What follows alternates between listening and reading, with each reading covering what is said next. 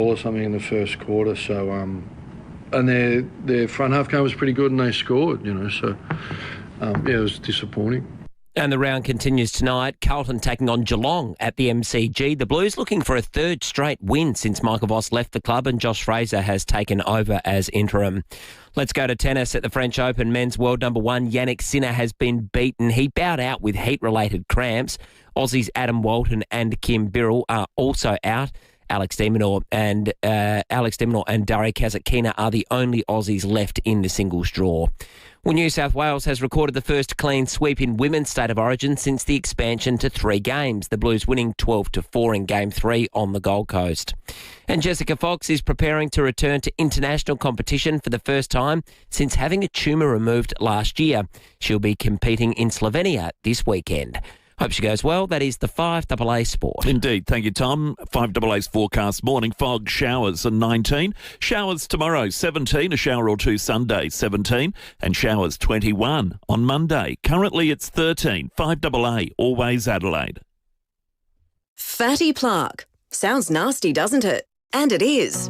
Fatty plaque is made of cholesterol particles that can accumulate in your arteries and even stop blood flow, contributing to heart attacks, heart failure, stroke and dementia, Australia's biggest killers. Treatments are being developed at SAMRI and they're all game changers. But SAMRI needs donations to help with clinical testing. Visit samri.org.au and help us give plaque the flick. That's samri.org.au. At The Advertiser, we help you get ahead of the issues affecting your family, from cost of living and health to schools and local news. We're for Adelaide, we're for South Australia, and we're for you. Go Harvey Norman. Stores open till 9 p.m. tonight with 10% in bonus gift cards. Thursday and Friday only. Get 10% of your purchase price in gift cards when you spend $500 or more on selected products. Shop in store. Shop online. Spend $500 or more on selected products and get 10% in bonus gift cards. Harvey Norman. Best brands, best range, best prices and bonus gift cards. Stores open till 9 p.m. tonight. Terms, conditions and exclusions apply. Gift card valid for 1 month. Trading hours may vary. This is very serious. The Blackout End of Financial Year sale is live at Edwardstown Mazda with huge in-showroom only deals and serious savings across all new and demo vehicles. Save up to drive away with no ads, no clues, just serious end of financial year value. In-store only. Are you serious about end of financial year? Prove it. Show up. The Blackout sale, only at Edwardstown Mazda and only in-store. Must end June 30. Moving house and need a truck, planning your next holiday, or maybe your car is out of action and you need a reliable replacement. Whatever you need to do or wherever you need to go, think Red Spot Car Rentals. The team at Red Spot has you covered. Red Spot has been named Product Review's 2026 Car Hire Service of the Year, and that's voted by you, their customers. And that's because Red Spot proudly offers transparent pricing, genuine old-fashioned service, and a new fleet of vehicles, including an impressive hybrid range. You can rely on Red Spot. Book your next rental direct at redspot.com.au today or call 1300 66 88 10. Only hours left. Deadline, midnight tonight. Win $500,000. Get your Hospital Research Foundation Home Lottery tickets now to automatically enter the early bird draw for $500,000. Homelottery.com.au. Plus, your tickets stay in for the West Beach Grand Prize, a single-level stunner right on the beach. Early bird deadline, midnight tonight. Get your tickets at homelottery.com.au. Licence M14944. Knock down, build two with Metro Homes. Move into one and keep the other as an investment. Metro Homes, they do it all for you. Live from Hindmarsh Square, it's 5AA Breakfast. David Penberthy and Will Goodings. Not after 6, good morning to you. Welcome to Friday on 5AA Breakfast, the 29th of May. It's Meat Trade Friday today. Thanks to the wonderful people at Chanella's. We love having Liam, Joanna and the team on board. 62 Prospect Road at Prospect. We'll talk meat tray in just a moment. But coming up on the program this morning, it is Golden Sack Truck Day, where we'll be reading out the nominations at 7 o'clock, which means it's not too late. It's not too late if you'd like to make a late Golden Sack Truck nomination for government bungling at any tier of government. It could be local, state, federal. So you've seen something you think was just laughable, give them a Golden Sack Truck. negotiation, and we'll award it. We're going to award it before 7 o'clock this morning. Also on the program today, Timmy G will look forward to a weekend of sport that doesn't feature either of our football sides, which continues to feel weird.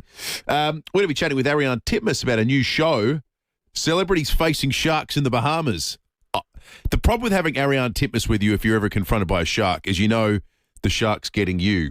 And also on the program today, Feedback Friday, we're going to have top 5 of the week. It's going to be a fun morning. David Penberthy, good morning to you. Good morning, Will. Good morning, listeners. Yeah, you'd really feel like you'd lost the lottery of life if there was a shark coming towards you and it was just you and Ariane. Yeah, you're done for there. Unless she's grabbed by the leg. We just pointed at her. It's like that story about the bear chasing the two people in the woods, and one bends over to do up his shoes and says, "Hey, doing up your shoes is not going to help you outrun the bear." He said, "I don't need to outrun the bear." I've never heard that joke. Yeah, that's terrific. But except with Ariane Titmus. Hey, the meat tray this morning. This morning, because it's a Friday. It's been at times a heavy week. Yeah, it's too heavy. We're a bit taken by the rare albino buffalo named Donald Trump. In Bangladesh. For its likeness to Donald Trump. It is actually quite extraordinary. It's got exactly the same haircut. It's got the sort of blonde ginger quality to its hair. I don't know. It was set for the chop. It was going to be killed as a part of the end of Ramadan, Eid al-Adha. So it was, but it's been spared. But I think perhaps because of its viral fame. It was destined for the pot. Yeah. It was going to become some sort of slow-cooked Vindaloo-style curry, I presume. Not Vindaloo's Indian. Bangladeshi food is really good. It's sort of like crossroads between Southeast Asia and the subcontinent. So you get a bit of coconut milk action in there as well. But, yeah, whatever the recipe was, the buffalo was going to... Its time was up. Its goose was cooked. But because it looked like Donald Trump, they stepped in. So we thought we'd ask you this morning, because sometimes maybe it's to your benefit if you're mistaken for or look like someone else. Who's someone you've been told you look like, or someone you've ever been mistaken for? Or something. Maybe it's a... You could have been compared to an animal as well. I was. You know my nickname at school in Mexico? Avestruz. You know what that means? What's that mean? Ostrich. Really? Mexicans are short, and I was like, I really had a big growth spurt when I was there. Well, what are you, 6'2"? Yeah, but I was like 5'9" when I arrived and came back 6'2". No way. Yeah, because I was 16 when I got there, and I just had this late onset growth spurt. Like when I got back at the Adelaide airport, my parents were going, bloody hell, who's this? But yeah, so Avestruz. Hey, ostrich. The ostrich. The ostrich. To this day, like they call me that until I can't. And kids who grow that quickly in that period of time tend to look gangly. Oh, you would have been all arms and legs. Up. Yeah. Yeah. 8223000. You can text us on 0480 1395. You've got a few nicknames, surely, Will. Did you have a nickname when you were a kid? No, my favourite one is I get. Yeah, it happened at the airport recently. I don't want to call anyone out because I'm not, being critical of anyone. And we're in the security line, and this lady leans over and goes, "I know you." And I went, "Hi, how you doing?" She goes, "I love you on the news." And I went, "Oh, that's nice. So that's there. Well, thank you." And she goes, "Will McDonald." I went, "Well, that's excellent." Yeah. Will McDonald. A lot of people say to my wife, how have you found life after netball? What? Liz Ellis. Kate she gets mixed up with Liz Ellis so often. Of course. Which I always like. It's better than, geez, you must love living off your parliamentary super. Yeah, that's good. Yeah. Well, not that she gets any, but thanks for mentioning it on the basis of something that doesn't actually exist anymore. As we always say, there was no political benefit for getting rid of that policy because nobody believes it disappeared. Bring it back and I can retire. Who have you been mistaken for, folks, or told you look like?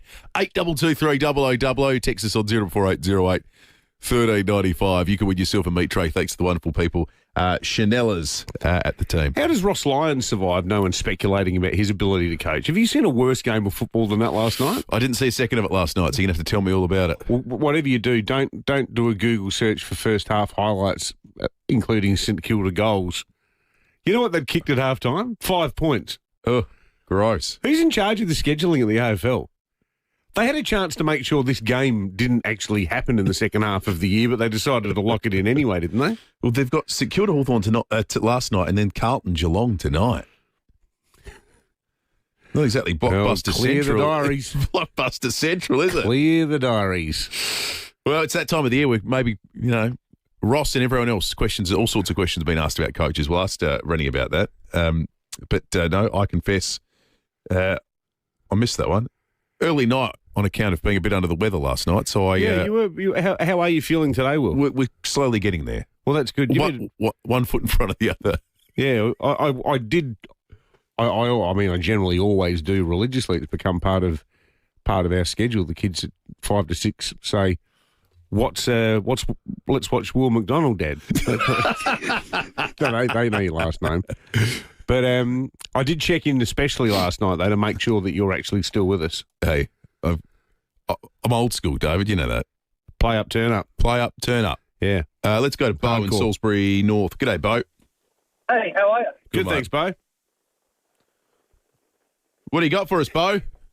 Well, I'm a ginger, so I'm a orangutan. You get ranger.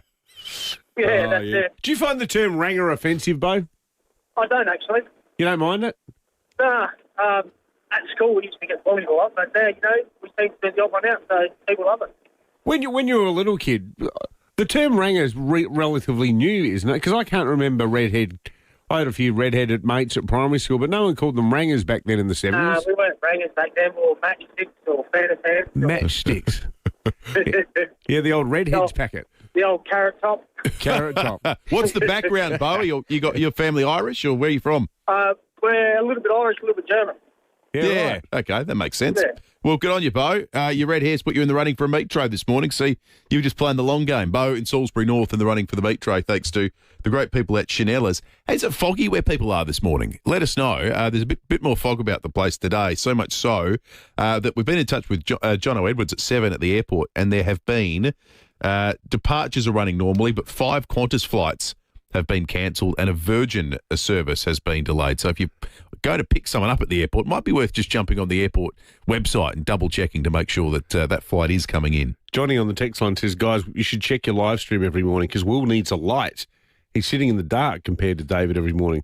I think Will was gone for the sort of William Shatner on a chair look over there. Just had a glass of scotch and a cigarette. Pre-flight. And I think it's going to be high as a kite by then. That is superb. That actually sounded like William Shatner was in the room. Isn't he 98 years old? Yeah. I think he's just launched a new charity. Yeah, he has. What an amazing guy. He's remarkable. William in Mansfield Park, good morning. Morning, gentlemen. So I'm in my mid-40s now, and throughout my life, it's never offended me whatsoever, but I've been called Pinocchio on and off throughout the years. Oh, no. So you got a bit of a hooter on you, William. Is that because you've been pretty lax with the truth, Will, or is that because of your schnoz? Well, it's quite obvious. Pinocchio has been the most common one I've been called throughout the years, but look, I've had a few good laughs with a lot of good work colleagues about it. So, but yeah, Pinocchio is probably the one that stood out the most. Oh, excellent, William. Wow. Thank you. That just seems a bit mean. Rito in Torrensville, good morning. Yeah, good morning, guys. Yeah, it was mid-90s, late 90s. We were at Glenelg with my then wife and shopping, and someone yelled out, "Modra!" Oh, and you I'm take there, that. Where? And I'm there, where? And I go, you. And I'm there, well, I wish. And then I was Chemist Warehouse with my mum about 3 years ago, and these two women were just staring and talking. And then they come up to me and they go, "You're not Tony Modra, are you?" I'm there, no, but I wish I was. And then yes. at a supermarket, the manager yells out from the other side of the counter. I just walked in and he goes, "Modra!" And he hadn't seen me before. Reno, who knew? Mods. We've met a few times, Reno. I reckon you do actually have more than a passing resemblance to Mods. Yeah, and even Modra said that to me too. Well, I'd rather be called Mods than Pinocchio. Thank you. Thank you, Reno. Keep them coming in. 8223 0000. Pat, our producer Patty, always gets on the live stream, Dickie Knee, because he wears his baseball cap and he does have a sort of flock of hair flowing out the back. A mop of hair. And everyone always says, who's Sticky D? Em says she gets Jennifer Love Hewitt. Well, that's all right. I can see that. Used to, pre-children. She says pre-children. I've been told I look like Elvis a bit. I think I used to look a teeny bit like young Elvis, but now I think I look more like Vegas Elvis. I think I've really let myself go. I think that's more aura. Aloha from Hawaii is my my look now. Lord of mighty. Kev coming How in. good's that record? We need a bit of live burn and love to play us out. It's actually 6:19. We're going to be here for a while. Playing us out the entire album twice. It's 20 after 6. We'll take some more of your entries for the Metro this morning in just a moment. People you've been mistaken for or told you look like. Hey, I'm James, Claims Manager at Allianz. From a cracked windscreen to getting your business back after the worst, our team is always here. It doesn't have to wait till morning. We provide 24/7 claims support. Allianz. Adelaide's local, trusted and truly connected talkback radio station. 5AA. Always Adelaide. At my age, preparation is just part of life. To prepare for viruses like influenza, COVID and RSV, I get vaccinated regularly. Viruses are always changing. That's why vaccination really matters to protect yourself against serious disease and hospitalisation. And the risks go up when you turn 65. Vaccination is the best preparation. Speak to your health professional and book your vaccinations today.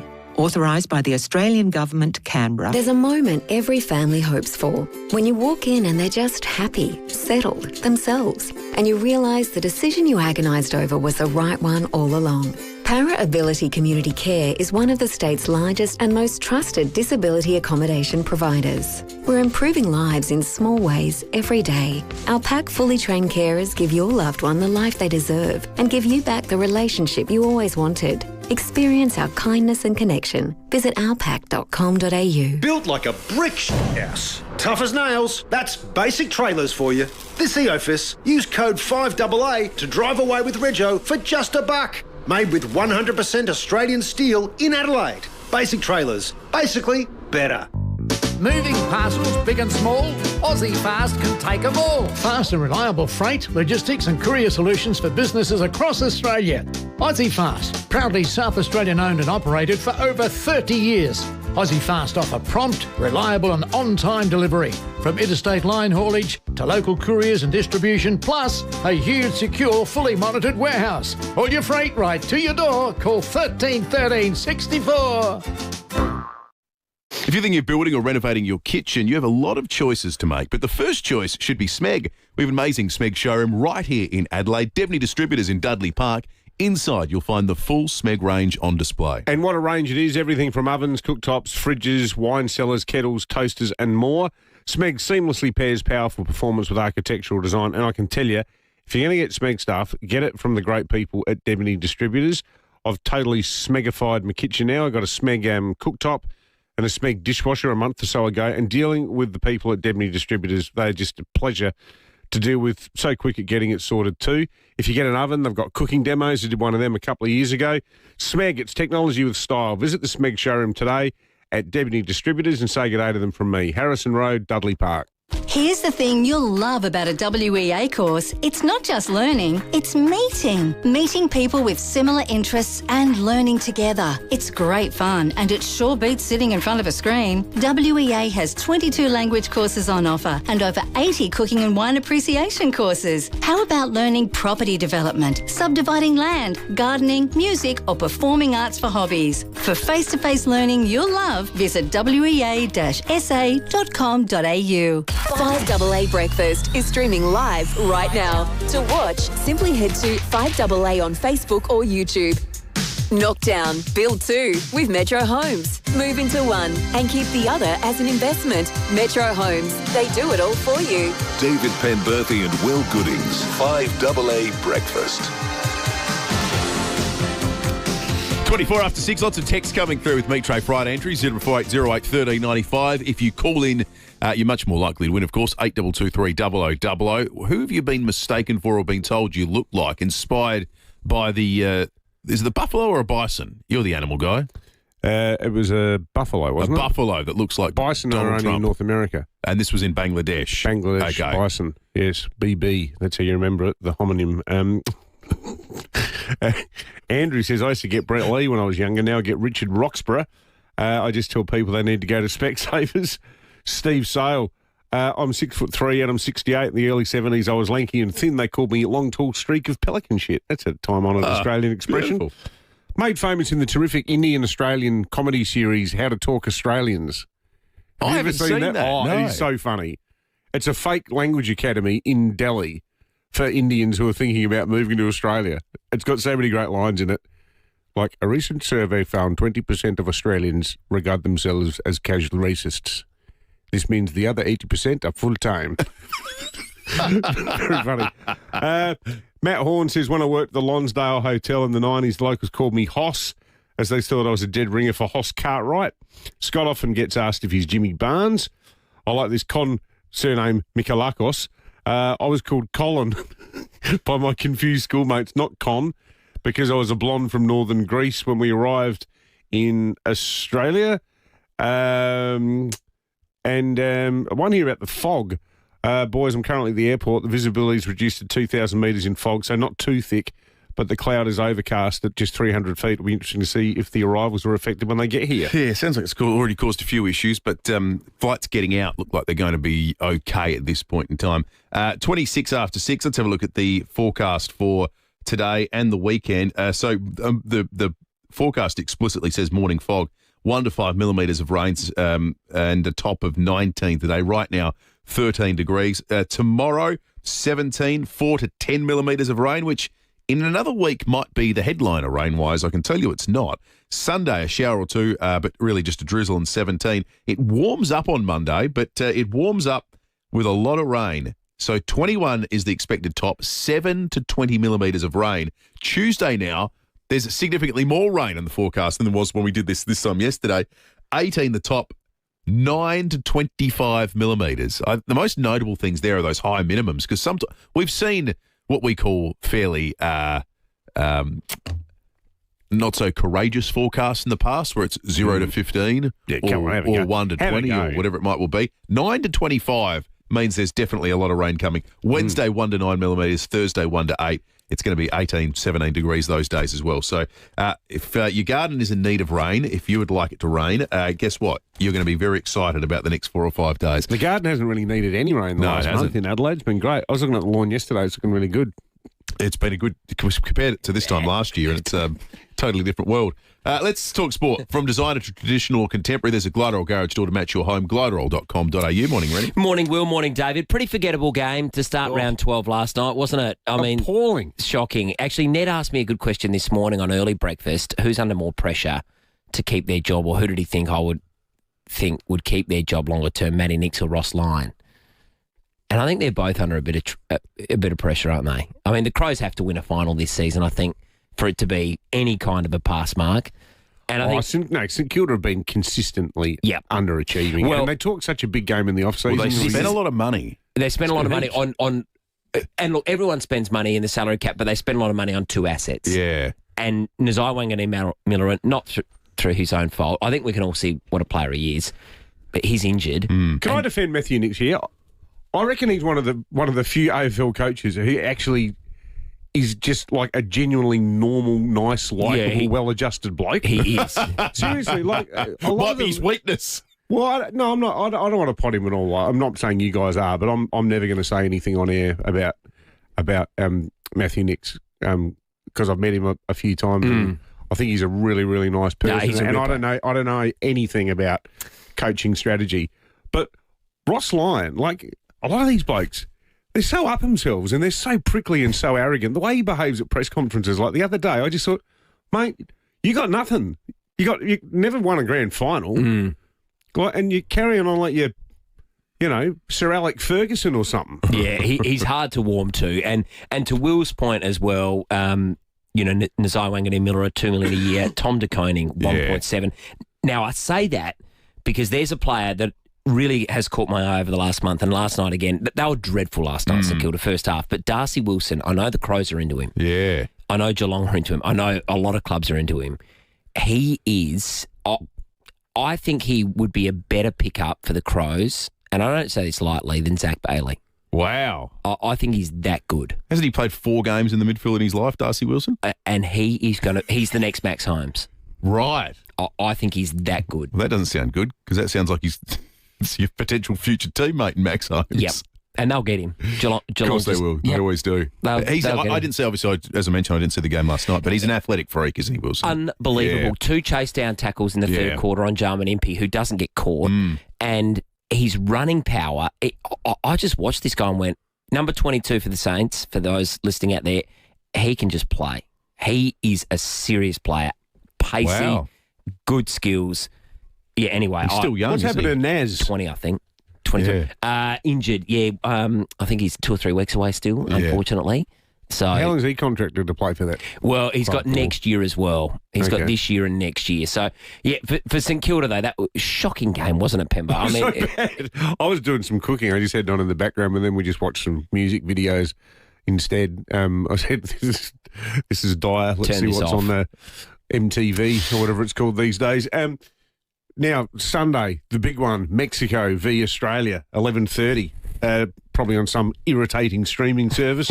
But you actually have no idea where you watch it. At the Rose Bowl, isn't it? Isn't it? Are they going to have 100,000 people there? Yeah, Pasadena. That's a great question. I don't know where you stream that one, to be honest. I should know. But see, normally I'd be in front of the TV shouting things like "Viva Mexico, cabrones," but I'm not going to be this time. It's going to be a Patriot. Well, it's a bit hard. It's a bit hard, isn't it? Obviously they're starting to fine tune all of the squads ahead of the World Cup, so it's getting exciting. There are some on this morning too. Yeah. So June 12th. Really looking forward to it. Yeah, it's going to be great, isn't it? Certainly is. Good on you, Randy. Thanks, boys. Thanks, Tom. Good stuff. This is 5AA News. Always Adelaide. Morning fog and showers, 19 today with the 6:30 news. Good morning, I'm Matthew Pantelis. Physio Extra offers Locomat and Armio robotic technology services at their Marion and Eastwood clinics. PhysioExtra.com. A man's been arrested and charged over thousands of dollars of fuel thefts north of Adelaide. Police called to an Angle Vale service station yesterday morning with reports of an attempted make-off without payment. Their investigation linking the man to a number of offences across the northern suburbs and Adelaide Plains. Police allege the man went to multiple service stations in Virginia, Angle Vale and Lower Light between October 25 and May 26 using a Kenworth Prime Mover, an Isuzu truck and a Holden sedan, allegedly with unassigned number plates to steal fuel on various occasions, totalling more than $8,000. The 51-year-old from Lewiston charged with multiple counts of making off without payment and various traffic offences. He's been refused police bail to face the Elizabeth Magistrates Court today. The opposition leader accepts he had to withdraw comments made about the Prime Minister in Parliament, but claims voters are calling Anthony Albanese far worse. Angus Taylor heard calling the Labor leader an arrogant prick in an off-mic comment during a fiery question time. Mr Taylor telling the Today Show there's a lot of anger about the proposed changes to negative gearing and the capital gains tax. I had to withdraw it. It was unparliamentary. But what I am hearing everywhere I go is far worse than that. The truth is that people who are running small businesses, farmers, are angry at a government that lied to them before the last elections. There's fog around Adelaide this morning. Take care on the roads and check flight arrivals into Adelaide if you're picking someone up at the airport. Departures have not been affected, but a number of flights in have been cancelled interstate this morning. South Australians are being urged to take meaningful action to improve road safety as part of today's Fatality Free Friday campaign. It comes as the nation recorded its worst road toll in over a decade, 1,314 lives lost in the last year. Research showing many still taking unacceptable risks behind the wheel. More than 7 out of 10 drivers admit to knowingly breaking the road rules, with speeding and mobile phone use still common despite the clear danger. Russell White from the Australian Road Safety Foundation says we can all make a difference beginning today. Fatality Free Friday is really about reminding Australians that every road death is preventable and that our choices matter. And we're really asking people to join the journey by making safer decisions every time they use the road, not just on this Fatality Free Friday, but every day. A small battery fire at Adelaide University in the city kept firefighters busy last night. Nicole Bradley from the MFS says crews were called to Phillip Street at around 9:30. Firefighters arrived to find a small fire in a server room connected to the Uni SA City West campus. Crews quickly extinguished the fire using fire extinguishers, successfully containing it to batteries within the room. Doctors are reporting a rise in patients on weight loss drugs complaining of popping and crackling noises in their ears. Experts say the side effect known as Ozempic ear is caused by the loss of fat during rapid weight loss. An Adelaide cave diver has joined a rescue mission in Laos after rescuers issued an urgent call for help. Toby Goff with more. Experienced diver Josh Richards departed Adelaide yesterday after being called up by rescue teams battling to save 5 villagers trapped underground. The group went missing more than a week ago when flash flooding blocked the entrance to a remote mine cave in Laos. Richards was brought in for his ability to squeeze through ultra-narrow tunnels and navigating blind waters. He admits he's scared of the mission ahead, describing the clay cave as heavily flooded, pitch black and significantly smaller than what he's used to. Teams are racing against time to bring the survivors to the surface, with further rainfall threatening to flood the remaining air pockets. 2 men are still yet to be found. Negotiators for the US and Iran have reportedly agreed on a framework for a deal that would extend their ceasefire beyond or for 60 days. US sources have told the BBC the new ceasefire agreement would launch negotiations on the future of Iran's nuclear program. Turning to 5AA Sport. From designer to traditional or contemporary, there's a Gliderol garage door to match your home. Gliderol.com.au. And Tom Wren, an absolute job on St Kilda by Hawthorn last night. Oh, they were good, weren't they, Matty? They just blitzed them. That was the way it kicked off for round 12. Hawthorn cementing their spot in the top 4 with a 52-point demolition of the Saints at Marvel Stadium. Now, St Kilda was held goalless in the first half, but despite a stronger second half, they were no match for the rampant Hawks. Jack Gunston again outstanding with 5 goals. Well, the men's world number 1 tennis player has spectacularly collapsed in the second round at the French Open. Craig Gabriel reports. Jannik Sinner was 1 game away from closing out a straight-set win against Argentine Juan Manuel Cerundolo. He led 6-3, 6-2, 5-2. He was even up 4-love in the third set, but leg cramps were beginning to envelop Sinner. It was a big effort from Cerundolo to win 3-6, 2-6, 7-5, 6-1, 6-1. It's the second time he's won from 2 sets to love down, but this was an incredible situation to watch. Sinner is known to have trouble physically in hot conditions. This was another example. He's lost his chance also of a career slam. Well, the Sky Blues have recorded the first ever 3-game clean sweep in women's state of origin. New South Wales defeating Queensland 12-4 on the Gold Coast. Sky Blues winger Jamie Fressard crossed for a 4-pointer and says it was a hard-fought victory. We obviously had a lot of hard work to do and give it to Queensland. They gave it to us till the very last minute, but making history, so I'm so proud of the girls. And in some soccer, international friendlies are on ahead of the World Cup. Ireland with a 1-0 win against Qatar this morning. And that's the 5AA Sport. Thank you, Tom. Checking 5AA's forecast. Morning fog today. Showers as well, 19. Showers tomorrow, 17. A shower or two Sunday, 17. 21. Showers on Monday. Currently it's 13. 5AA, always Adelaide. Kids don't want to wait. The sooner, the better. Every moment is a chance to learn and grow. And they're right. It is. The first few years of a child's development play a hugely important part in their future, in learning and in life. That's why the state government is rolling out 3-year-old preschool from 2026. Because the sooner they start, the further they can go. Learn more at flyingstart.sa.gov.au. A message from the Government of South Australia. Every 18 seconds, someone in Australia needs blood. By the time this ad ends, that someone could be someone you know. Don't wait. Book a donation today. Lifeblood. Life is the reason. Auctions remain one of the strongest way to sell in Adelaide, with buyer demand continuing to outpace supply and competition driving results. Toop and Toop consistently deliver auction clearance rates above the state average, with more suburb records than any other South Australian real estate agency. That success comes down to strategy, experience and having South Australia's most awarded auctioneering team behind you. From College Park and Nord to West Beach and Brompton and through to Mount Barker, Parracombe and St Peters, they're proud to deliver standout results right across the state. With over 40 years of experience, Toop and Toop know how to maximise your outcome. Head to toop.com.au to see how they can help you get the best result. For seafood that looks and tastes like it came out of the ocean this morning, go to McGill's Fresh Seafood, because chances are it did. Find McGill's fresh seafood at the top of McGill Road in the McGill Village Shopping Centre. Owner Andy is originally from Port Lincoln with over 40 years of experience in the fishing and seafood retail industry. Fresh seafood bought daily from local suppliers, sourcing Australia-wide, then processed on site. Expect the best at McGill's Fresh Seafood. Bought today, sold today.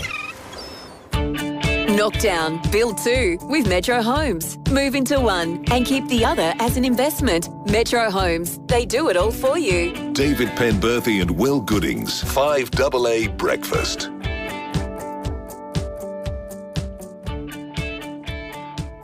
Twenty-one minutes to 7. Police and weather coming up very shortly this half hour. Also, Golden Sack Track. If you've got a late nomination for us, get calling now.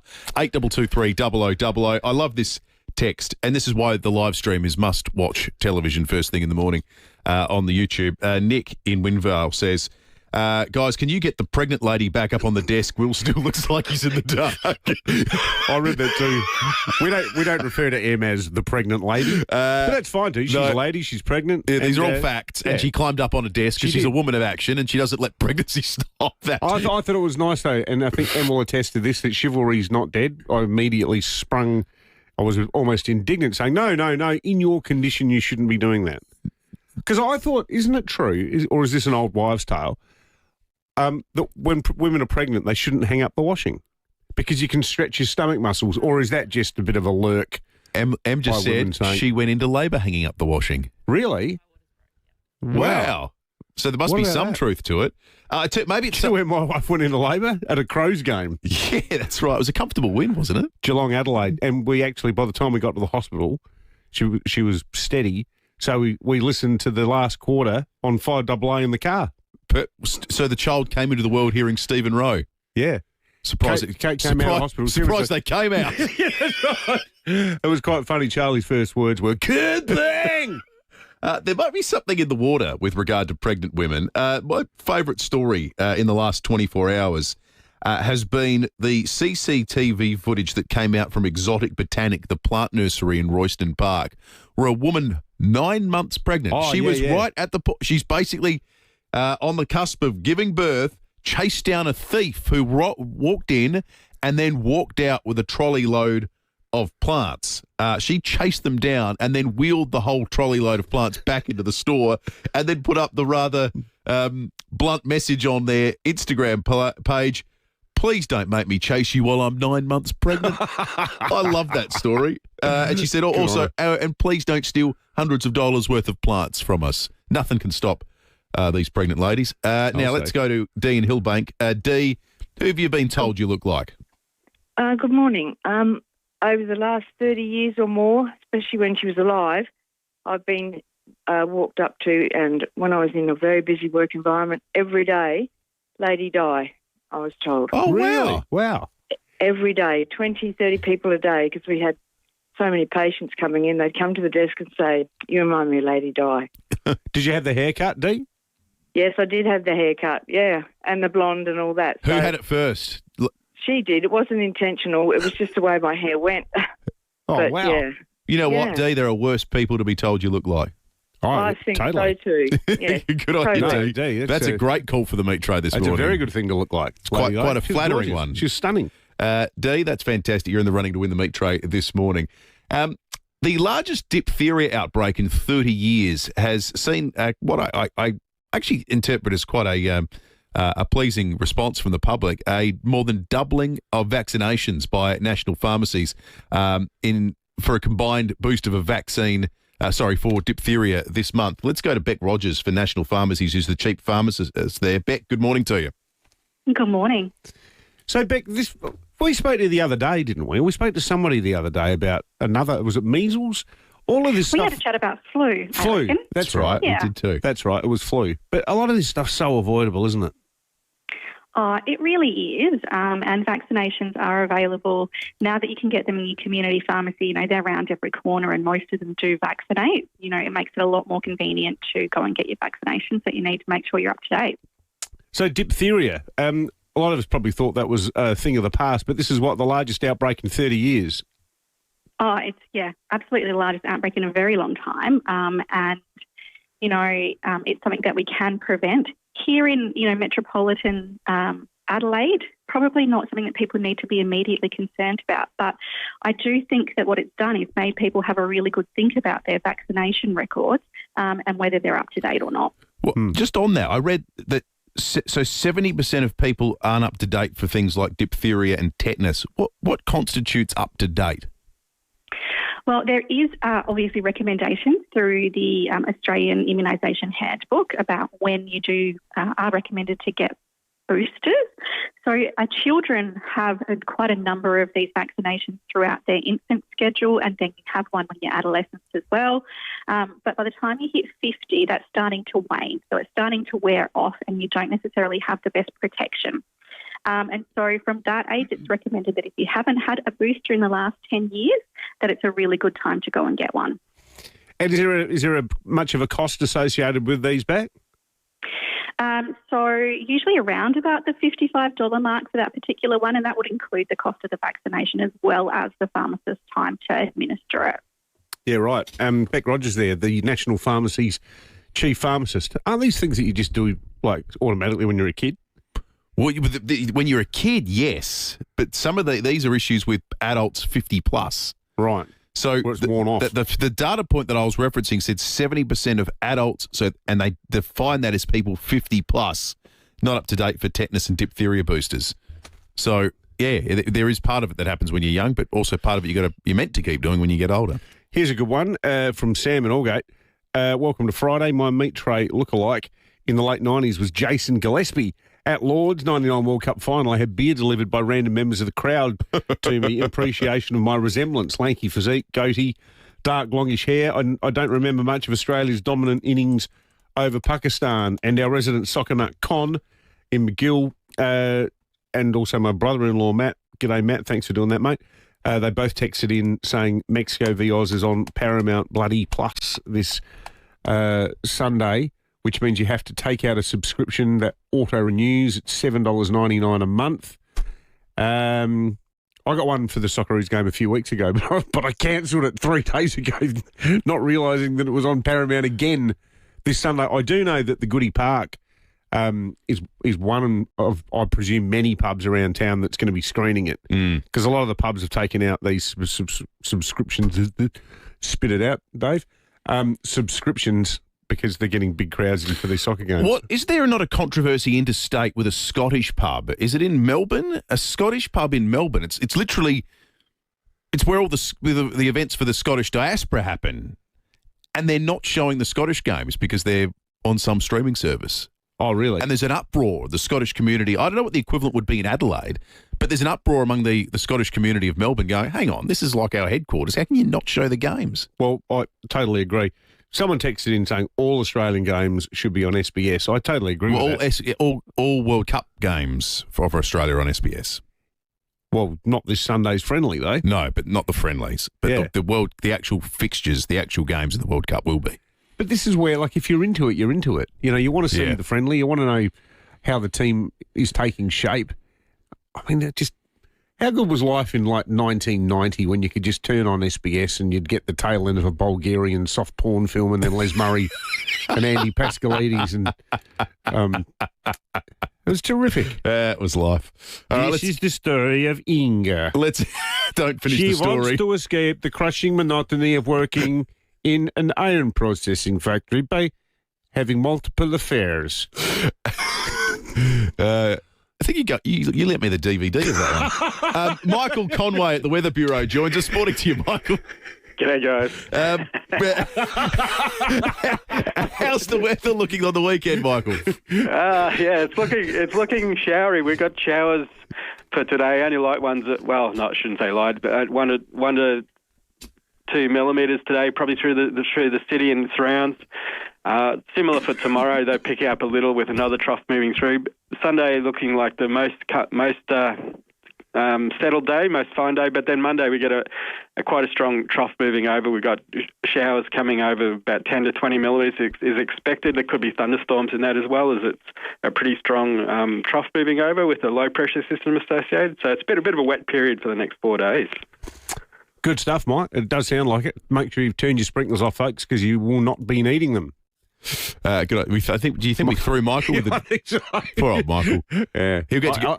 I reckon he'd seen that movie too. He'll get to go do his cross on the ABC now, and I guarantee you he won't hear the impersonation of a Bulgarian soft porn film. Probably not allowed to do that under the ABC's charter. All right, let's head to the SAPOL. Senior Constable Daniel Isaacson joins us. Daniel, a driver's been tracked by Polair. What happened?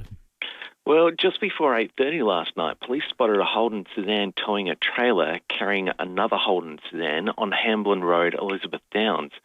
It will be alleged that the driver and passenger unhitched the trailer, and when approached by patrols, the driver got back in the sedan and drove off. The passenger remained with the trailer and was arrested after checks revealed that the Holden on the trailer had been stolen. When police signalled for the driver of the Holden to stop, he took off, but Polair, our friends in the sky, were able to track him. He was tracked to Sydney Drive, where he abandoned the car and then fled on foot and started jumping fences before he was arrested in a backyard on Vendetta Drive. The 36-year-old man from Craigmore was charged with failing to stop for police, interfere with a motor vehicle and drive while disqualified. His bail is yet to be determined. The passenger, 34-year-old man from Tiddy-Witty Beach, was charged with interfere with a motor vehicle and carry an offensive weapon, and he was bailed to appear in the Adelaide Magistrates Court on the 3rd of July.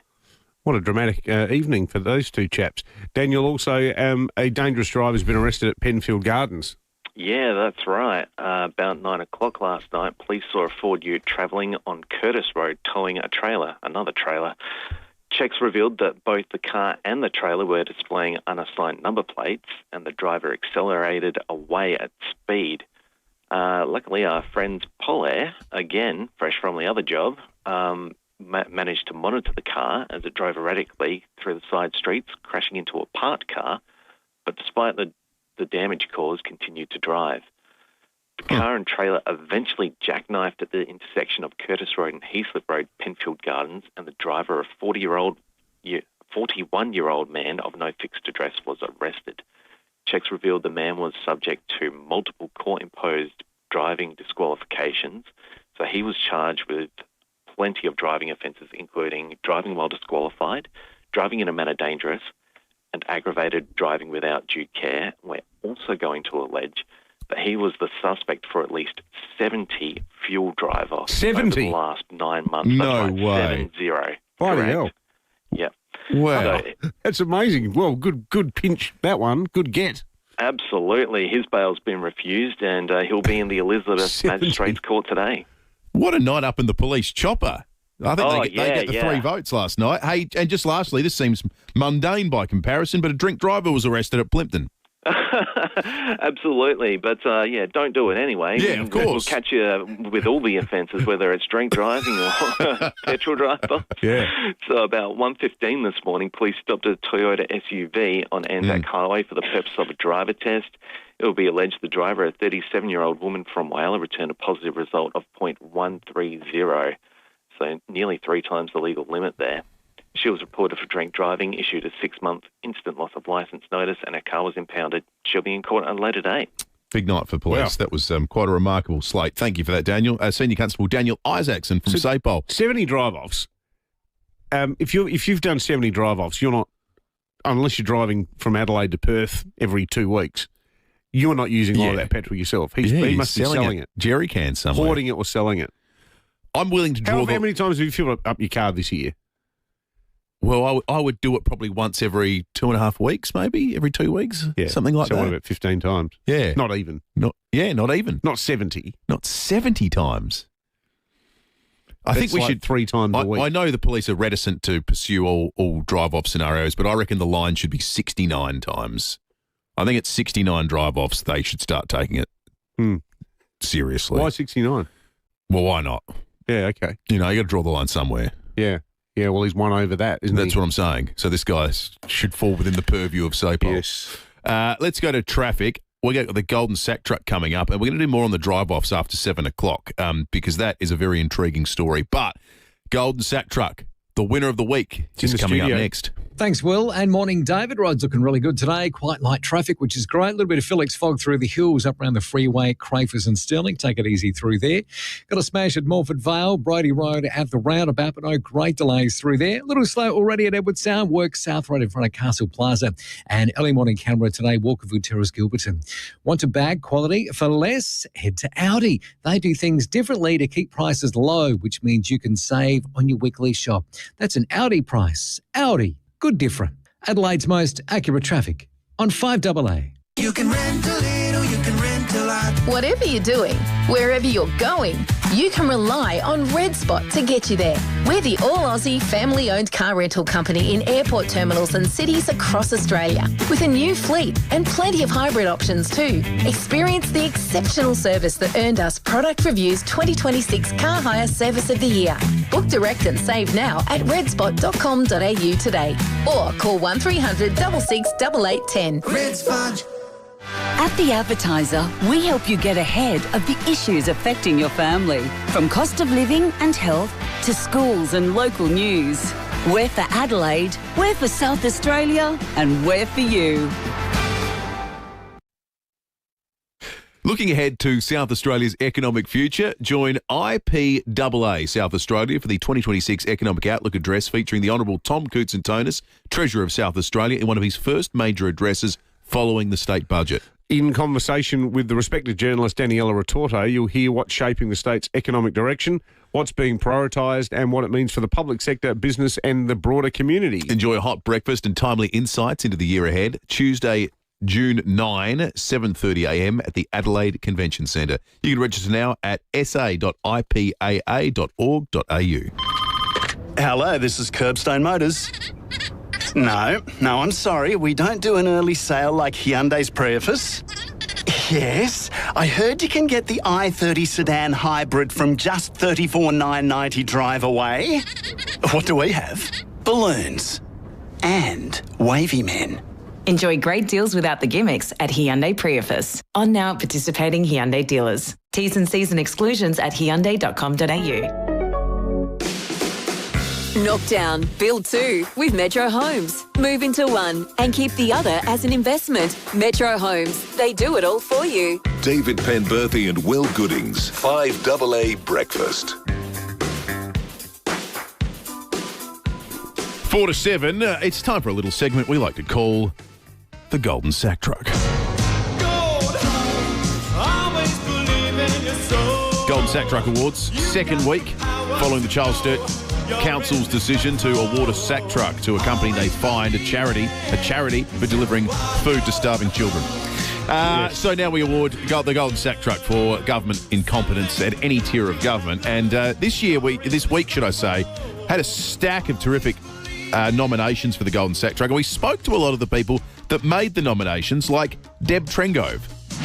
I had two elderly aunts who live in McLaren Street in the city, just off Hutt Street. I organised to go and pick them up to take them out for a family coffee. I pulled up at their house to drop them off afterwards. I was driving. I stopped. I had my brake lights on. My husband actually jumped out of the car to open the doors for them. We were literally there 2 minutes, and a few weeks later I got an $80 fine for stopping on a yellow line. I thought, well, this is ridiculous. I'll write a very polite letter. I got a letter back saying this doesn't fit the criteria for an exemption. Doesn't fit the criteria. Golden Sack Truck nomination from you, Deb. Thank you. Sylvia, she texted in nominating Walkerville Council for painting yellow lines on either side of Buckingham Close, directly in front of people's units. That's a good one. Meaning you can get fined for actually, living in a house and parking in front of it. Have a listen to Ross Williams, an important council safety initiative regarding Halloween. I don't know the exact nature, but I think that it was around the if there are any safety issues and the amount of time we take setting it up. The council actually came out, so we build the walkthrough out of pallets. And essentially the council said they wouldn't approve building out of pallets under the building code or something like that. So we had to change the method. And the changes we need to make is going to cost us thousands of dollars, which we just can't afford. So how many years have you been doing it, Ross? This would have been our 8th year. And how many injuries did you have in that time? 0. Ambrosia Cemetery will be no more at Halloween because of one complaint. You can't be too careful, though, Will. No, you can't. Hundreds and hundreds of children could be killed every year by wooden pallets. Speaking of one complaint, this one was from earlier in the week. The Pet Cafe, and that detail is important, in Harndorf. So I had someone that complained to the council, just saying that, it was a cleanliness and hygiene issue. So, that was the basis of having to stop having the dogs inside. I knew that I wanted to be dog friendly. We're in a tourist town. People travel with their dogs all year round. We have signage out the front saying we're dog friendly. We have a dog photo wall. I don't bring them into the kitchen. They're not hanging out with me in the kitchen. We've never had any complaints about dog hair or any issues at all. So the dog cafe in Harndorf shut down because they didn't rent the dog shoes. Someone saw a dog in the cafe. I didn't buy it a beer. A wonderful suite of Golden Sack Truck nominations this week. Special shout out to OG sack truckers, the City of Holdfast Bay Council, who just for the hell of it, because they love doing it, they've shut down Jetty Road again. This is due to road resurfacing works for the ongoing street upgrade, closed from 25th of May to the 12th of June. That's the tram line. Andrew texted that one in. Thank you, Andrew. There can only be one winner, though. Big thanks to a good friend, Tyson Gold Sack Truck. Deb, with the Tale of Woe from McLaren Street. Yes. Adelaide City Council, congratulations. You are this week's most irritating council. Get your combinations in for next week now, folks, for the Golden Sack Truck. 8223 is the number. We can text them through at any time. We compile them all on 0480 08 1395. 5AA Breakfast is streaming live right now. To watch, simply head to 5AA on Facebook or YouTube. Up to the minute news for South Australia. This is 5AA News. Always Adelaide. Morning fog and showers today, 19 with the 7 o'clock news. Good morning, I'm Matthew Pantelis. Physio Extra for Locomat robotic technology treating stroke, cerebral palsy, brain and spinal cord injuries. Visit physioextra.com. A man accused of 70 petrol drive-offs in Adelaide's north will face court today. Police observed a Ford Ute travelling on Curtis Road towing a trailer. Checks revealing both the vehicle and trailer displaying unassigned number plates. Senior Constable Daniel Isaacson says the driver sped away from the patrol with Polair monitoring the car from above. As it drove erratically through the side streets, crashing into a parked car, but despite the damage caused, continued to drive. Eventually jackknifed at the intersection of Curtis Road and Heathlet Road, Penfield Gardens, and the driver, a 41-year-old man of no fixed address, was arrested. Checks revealed the man was subject to multiple court-imposed driving disqualifications. Meantime, a 51-year-old Lewiston man will face court charged with multiple petrol drive-offs as well, with $8,000 allegedly in stolen fuel taken from servos in Virginia, Anglevale and Lower Light areas from October last year. The state government says private sector spending on property and equipment in South Australia has surged to a new record. Data from the Bureau of Statistics shows expenditure on private new capital in SA rose to a record $3.1 billion in the March quarter, seasonally adjusted. Treasurer Tom Koutsantonis says the increase is a 14.8% rise on the same quarter last year and ahead of the national average. There is a renewed confidence in the South Australian economy. I think people like stability.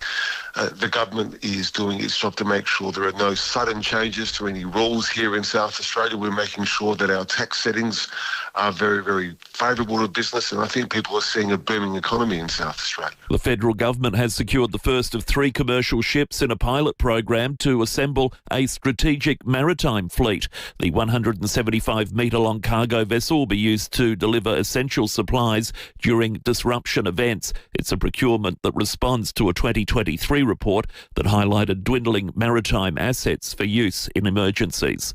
The AFP Commissioner is determined to find out how members of the media knew about Ben Robert Smith's arrest before it happened. The Anti-Corruption Commission is has been tasked with investigating if anyone involved in the case was responsible for leaking the information. Chrissy Barrett telling a Senate estimates she's disappointed reporters were at Sydney Airport before the arrest. If the date of the individual's arrest or other sensitive information was disclosed to anyone in the media, this could be an unauthorised disclosure, and in my view, anyone who disclosed that information should face consequences. An Adelaide cave diver has boarded a flight to Laos after calls were put out to help rescue 5 villagers trapped underground. The gold miners found alive on an underground ledge after flash flooding blocked their exit more than a week ago, although 2 people remain missing. Adelaide diver Josh Richards has been recruited for its vast experience in caves similar to the area. Israel's Prime Minister Benjamin Netanyahu says he's ordered the military to further increase its occupation of the Gaza Strip, contradicting the terms of the ceasefire deal. BBC reporter Amir Nader is in Jerusalem. Speaking at a conference today, Benjamin Netanyahu said he has directed the army to increase its occupation to 70% of the Gaza Strip, adding that Israel is tightening its grip on Hamas. Footage of the event shows the crowd shouting 100%, to which the Prime Minister responds, "First 70, let's start with that." Earlier this month, Mr. Netanyahu confirmed that Israel has expanded its control to 60% of Gaza, up from 53% at the time of the October 2025 ceasefire deal. Music megastars will jet into Melbourne to headline a star-studded fundraising concert for John Farnham at Rod Laver Arena. Celine Dion, Hugh Jackman, Keith Urban and Richard Marx will co-headline the concert and tribute show to the Australian singing legend. The event will raise funds for Head and Neck Cancer Australia. Hugh Jackman saying he can't wait. I'm so excited to be a part of this incredible event to honour one of the great Australians, an icon. I'm a huge fan. I think officially I'm a stalker. Turning to 5AA Sport. Gliderol garage doors are proudly and brilliantly made right in South Australia. Gliderol.com.au. A weekend of footy ahead, Tom Wren. Yeah, looking forward to it, Matty. And round 12 got underway last night and Jack Gunston returned from injury with a bang, kicking 5 goals for the Hawks in their 52-point win over St Kilda. Jack Silvani kicked the Saints' first goal of the night. That didn't come until the third quarter.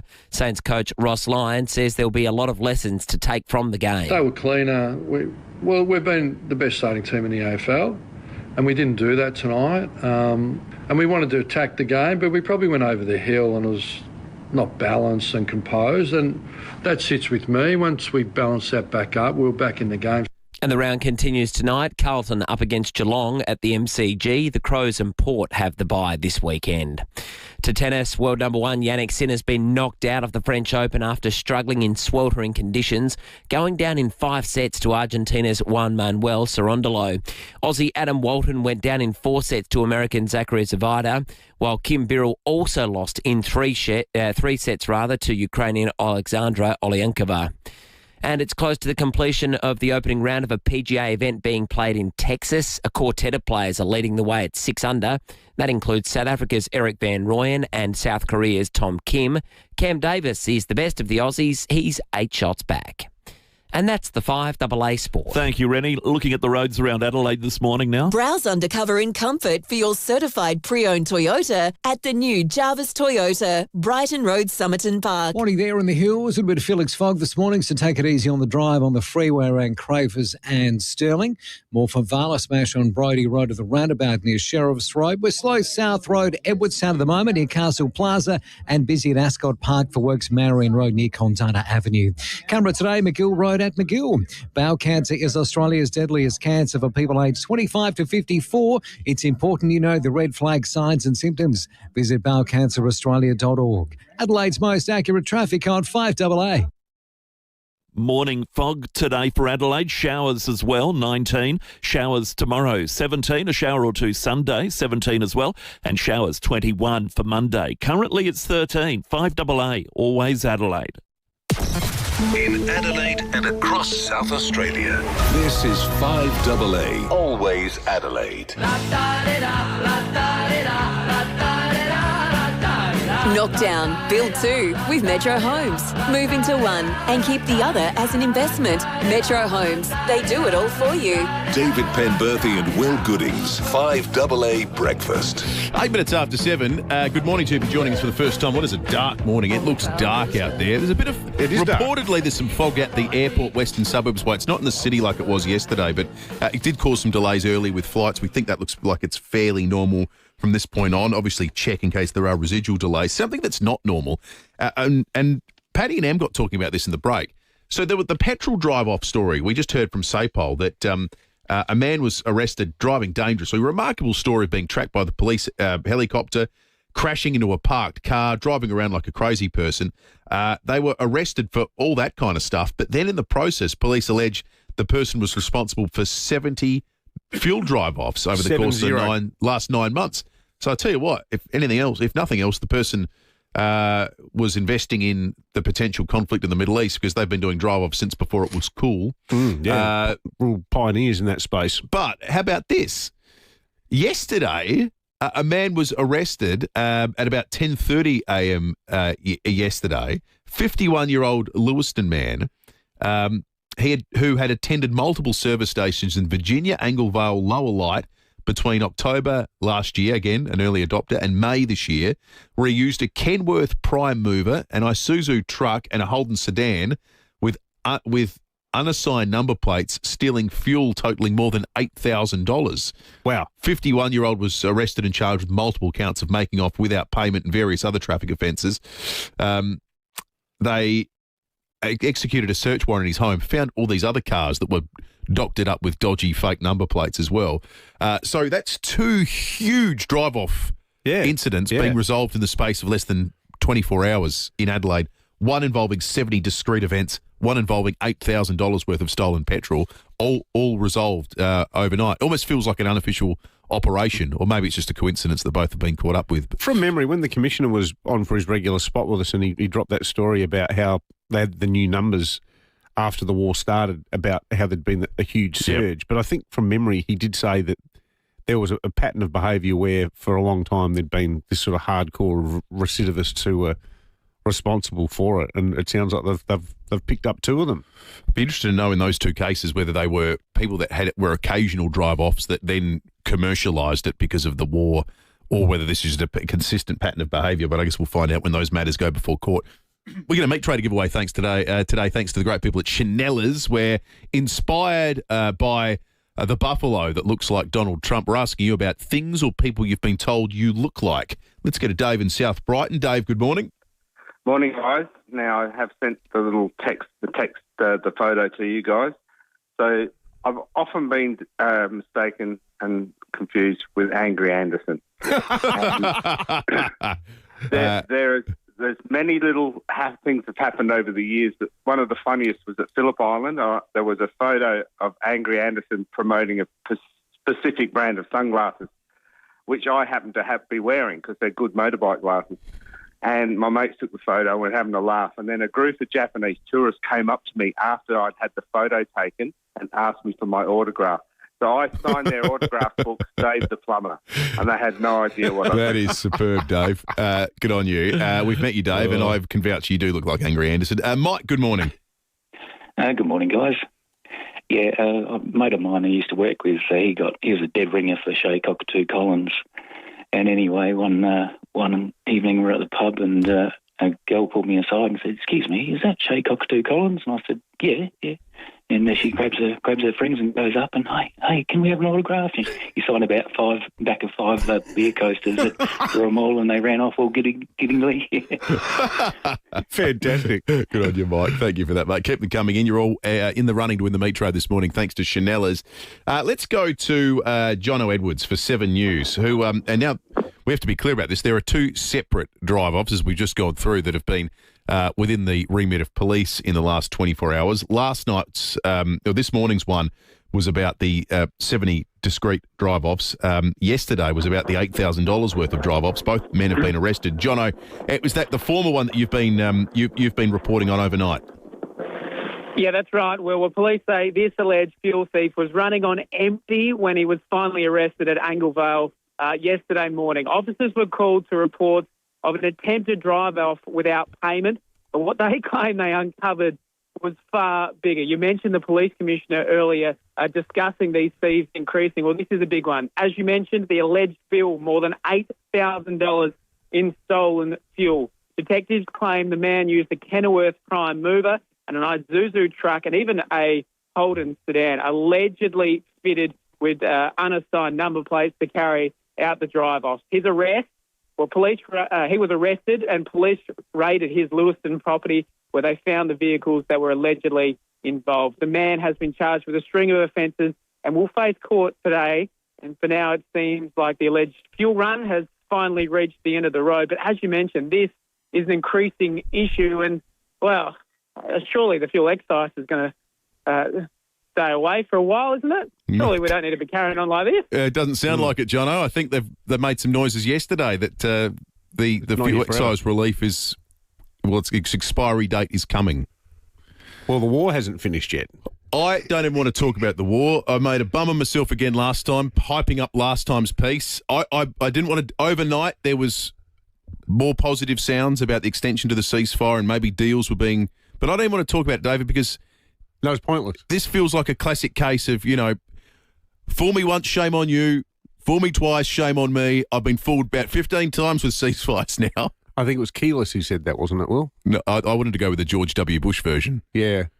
Fool me twice. I like the Keyless Can't fool version. me twice. Well, one thing George W. Bush never said was, my milkshake brings all the boys to the yard and they're like it's better than yours. So just in case there's any confusion. I did think it was interesting, though, that Jill Biden said yesterday that she thought during the debate when old Sleepy Joe had that full brain fade, forgot where he was, that she thought that her husband was having a stroke. I thought the official version from the Democrats was that there was nothing wrong with Joe Biden. He nailed it. Yeah. Shall we talk more about these petrol drive-offs? Theo Fakare is from the Australian Association of Convenience Stores. Theo, so we're just wrapping our heads around two incidents involving mass petrol drive-offs, people that are recidivist offenders that are doing this on an almost commercial scale. Surely they are they're rarer than the sorts of things you see, or do you guys get a sense that most of the fuel drive-offs that your members are a victim of are organised, or are they opportunistic? No, look, I think. So, firstly, thanks for having me on, and I think that these two examples are very extreme, but clearly they're recidivists. They are targeted, and the worst part in this is, most people think that they might be stealing from a large corporation because it might have a global brand of fuel that they sell. But about half of all servos actually are owned by mum and dad, so small family businesses that are, they put everything on the line to run a business, and literally they're taking money out of the pockets of, someone that is struggling, like most small businesses. Most of the fuel theft that we see is opportunistic. Clearly, we've had about a 30% spike in the early sort of 6 to 8 weeks of this war in the Middle East. It's settled down a little bit, which is great to hear. I think, no surprise as the prices come down to more manageable levels, even though they're still elevated.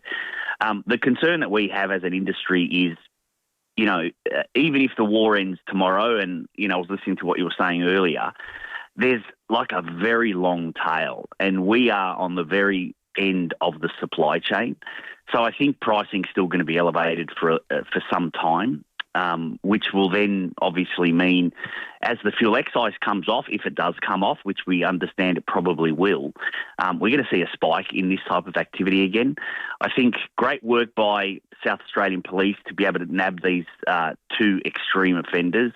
One of the positions that the South Australian Police Commissioner has taken, which we've spoken about before, we don't have any other state actually pushing that. What we've got in other states is we're actually directly working with the police so that they can implement systems that are relatively low cost, that actually take admin time away from the police and just using technology.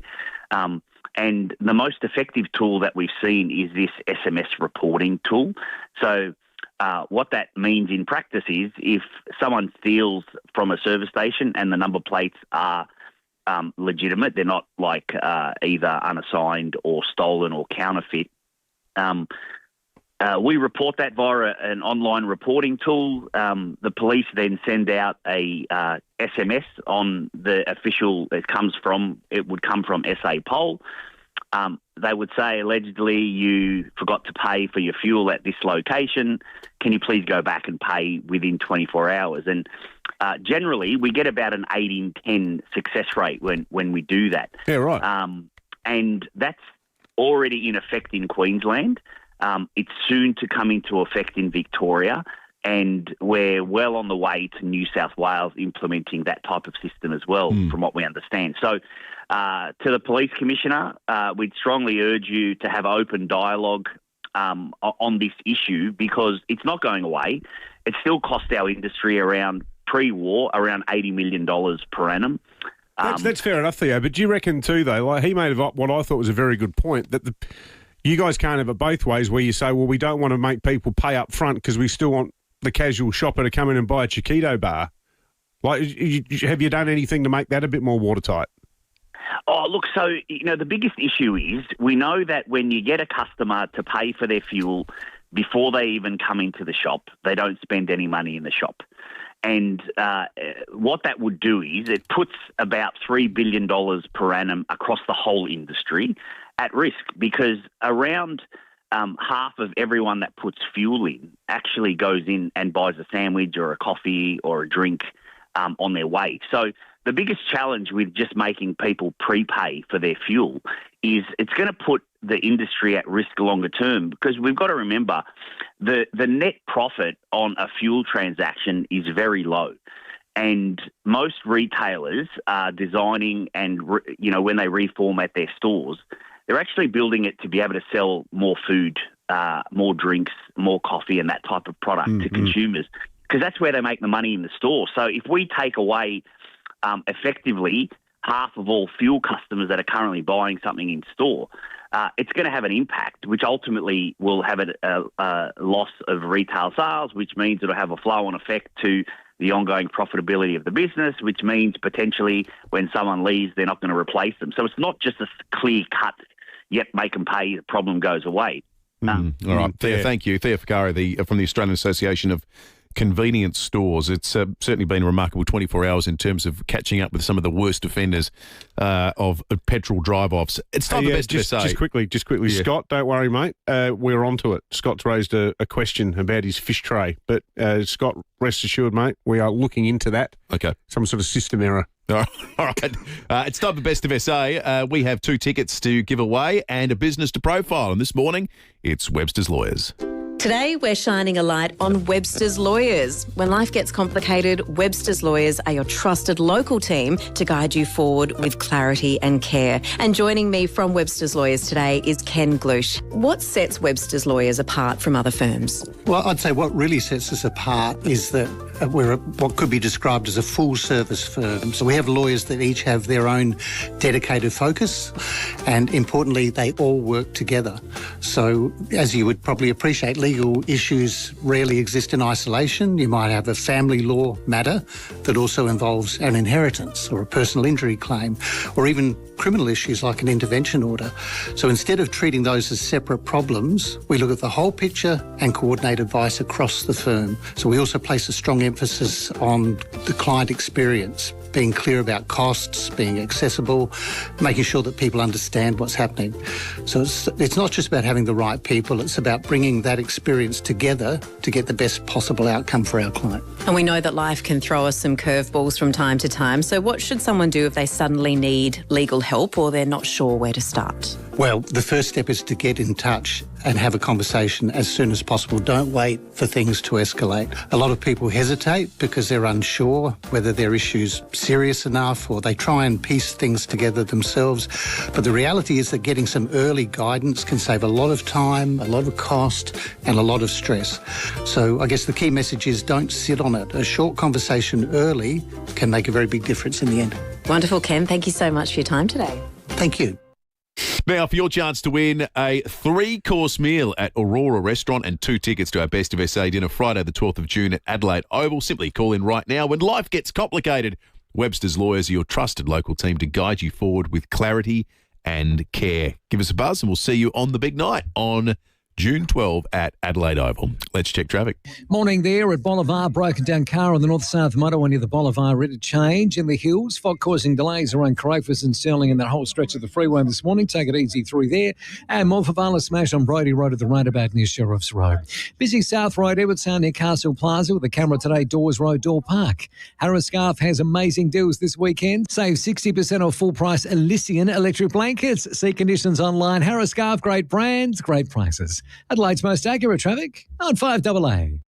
5AA Mornings with Graham Goodings. Normally, we wouldn't want to be anywhere but Adelaide, but it's pretty gloomy at the moment. But in the UK, folks, it's a heat wave. Joining us now is Ulissa from the Thirsty Bear in London. It has been absolutely boiling. Today it was about 34 degrees Celsius. 34. Graham Goodings. London is definitely not built for this kind of weather. Aircons are broken. Weekday mornings from 9 on 5AA. Always Adelaide. Hey, it's Jordan Dawson here, captain of the Adelaide Football Club. I know the importance of a home ground advantage. And when it comes to building, South Australia is the home ground for Sterling Homes. For over 50 years, they've been building quality homes here. So whether your block's the size of Adelaide Oval or the Gold Square, if you're looking to build, look no further than Sterling Homes and get the home ground advantage today. A test drive should test the car, not your patience. In the city, it's traffic lights, roundabouts and stop-start driving. So take your foot off the brake and open it up a little. Come to Barossa Auto Group and test drive all the big brands. Ford, Volkswagen, Honda and Kia. Available to test drive through the stunning Barossa. We'll even buy you lunch to make a day of it. T's and C's apply. Barossa Auto Group. Tanunda and Nuri Utpa. Book a test drive today. Great things begin with the right space. A space to work, a space to store, a space to create. Right now, build the space you've always wanted with Olympic Industries sheds, garages and outdoor storage designed for Australian lifestyles. Visit one of Olympic Industries' inspiration centres today and bring your space to life. Start something with the Olympic Industries sale. On now. Sold by McGain again. And as we all know, there's limited homes available, so it's important to get along to these open inspections. Tomorrow from 12:45 to 1:15 p.m, you'll see Big Bad Baz Rampole and Zoe Ball, who are opening 4/222 Pimpala Road, Pimpala Road, Woodcroft. This rare townhouse close to schools, shops, parks and transport offers an incredible 5 bedrooms, 3 bathrooms, spacious open-plan kitchen, multiple living areas, private balconies, and an undercover outdoor entertaining area. Speak to Big Bad Baz or Zoe about your best offer. And then tomorrow from 2:45 to 3:15, Zoe and the Basil, they're at it again. They're opening 21 Tennessee Drive, Happy Valley. The aptly named Happy Valley. You can't be unhappy living in Happy Valley. This beautifully updated property could be exactly what you've been waiting for. Features 3 generous bedrooms with built-in robes, a stylish modern bathroom, spacious living and dining areas, a well-appointed kitchen with gas cooking and a dishwasher. There's nothing left to do but move in and enjoy. 795 to 845K. Take a look at these properties and all the McGain listings at mcgain.com.au. For those whose pool is the main feature of their yard, Walco offer a special mesh cover to keep debris and leaves out while making your pool area look stunning all through winter. Join the great cover-up and ask Walco about their stylish new mesh pool covers. Walco.com.au. Rosanna Mangiarelli here from 7 News. Join me and Will Goodings for Adelaide's leading news hour, 7 News, tonight at 6 o'clock. Knock down, build 2 with Metro Homes. Move into one and keep the other as an investment. Metro Homes, they do it all for you. David Penberthy and Will Goodings, 5AA Breakfast.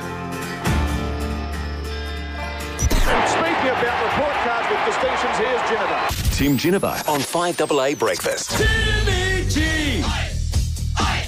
Timmy G time on a Friday morning, albeit it's a Friday with a difference, Timmy, because there's no footy on this weekend for the South Australian AFL sides. It's a weird weekend. There's no doubt about that, Will. I'm just running. I've been talking to various people and sort of gauging whether they like it or not. And, I mean, we get 11 home games each, so Adelaide Oval don't miss out as far as that goes. They get gather round, so that's a bit of a bonus. But you're just sort of going to be walking the streets this weekend. It's just going to be weird. I think it's as simple as that. Some of the players are saying that they're happy that it's around this time because they reckon round 15 is probably a bit too long to wait for a bye. But I'm sort of, and this came in because of COVID, we used to have the one bye in the middle of the year and all teams had it off. So I'm sort of still keen to go back to that and see what that feels like and looks like. I find it weird, Timmy, because when they set up, like when GWS entered the competition, one of the arguments was they wanted every market to have a home game each week. So GWS meant that if you're Harvey Norman and you want to get your fridges or your sofas onto free-to-air television in Sydney, you would have a guaranteed Sydney game each week. Like, I would have thought from the overall business strategy of the AFL, no football in an AFL Aussie rules obsessed town like Adelaide is really bad business. Well, it's not like the AFL to be hypocritical or maybe go back on things that they say. I'm with you. I think it is a bit of bad business. If it was the whole competition down, you'd sort of understand it. But I think the way they stagger it, they should never stagger either WA or Queensland or Sydney or us where one team's not playing. Both teams aren't playing. They should just be the one and keep the ball rolling, so to speak. Hey, Timmy, you've been a head coach before. If you had your choice of the Carlton or Essendon jobs, which one would you go for? Neither. Hey, Will, once bitten, twice shy, let me tell you that. It's actually on my Wikipedia page. It says Tim was quoted as saying, Tim only gave up coaching by popular demand. And I'm going to keep it at that. It is too. In a statement issued by the Port Adelaide Magpies Football Club, it says the decision was one of mutual between Ginnivan and the club's board. Ginnivan himself was quoted, only gave up coaching due to popular demand. That is sensational. Well, you've got to keep your sense of humour in those moments, Will, let me tell you. Oh, dear. I tell you what, it's a bit of a poisoned chalice. I saw Adam Simpson, the ex-West Coast Premiership coach, say, look, I'm not sure anybody wants to apply for this after the James Hird statement during the week, because he said, I think they've got to provide clarity on their process and get that sorted first, because he's right. If the whole momentum is pointing towards Hird and somebody else gets it, what leg do they have to stand on? And the internal fighting and Carlton, what do? Do they go for the best up-and-coming coach, which they've done before, or do they go with an experienced coach, which they've done before, which Moldhouse and Pagan have sort of been in that role and not gone well? So it's a tough call on both. I'd hate to be on their watch committee. Yeah, absolutely. That is the funniest quote, Tim. I wasn't aware of that until now. It's a quote to live by, that mate. Is so good. Good on you, Tim. Thanks. Have a good weekend off. You too. Speaking about report cards with distinctions, here's Ginnivan. Tim Ginnivan on 5AA Breakfast. One of the funniest people you'll ever meet. All right, 5AA News is coming up. After the break, new TV program that features sharks, celebrities, and one of our greatest ever swimmers, Ariane Titmus, who will join us next.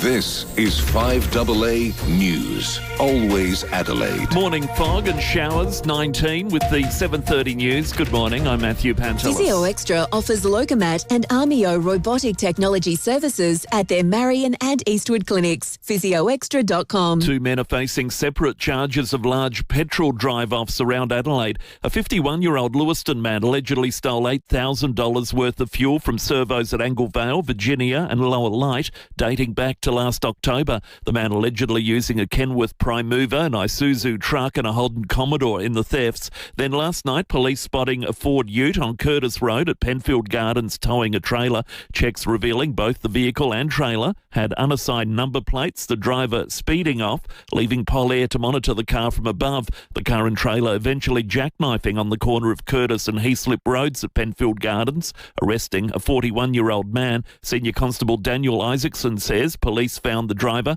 had a range of court-imposed orders against him, barring him from being behind the wheel. So he was charged with plenty of driving offences, including driving while disqualified, driving in a manner dangerous, and aggravated driving without due care. We're also going to allege that he was the suspect for at least 70 fuel drive-offs over the last 9 months. His bail's been refused and he'll be in the Elizabeth Magistrates Court today. South Australia is the fastest growing state in the nation in terms of private sector investment in property and equipment.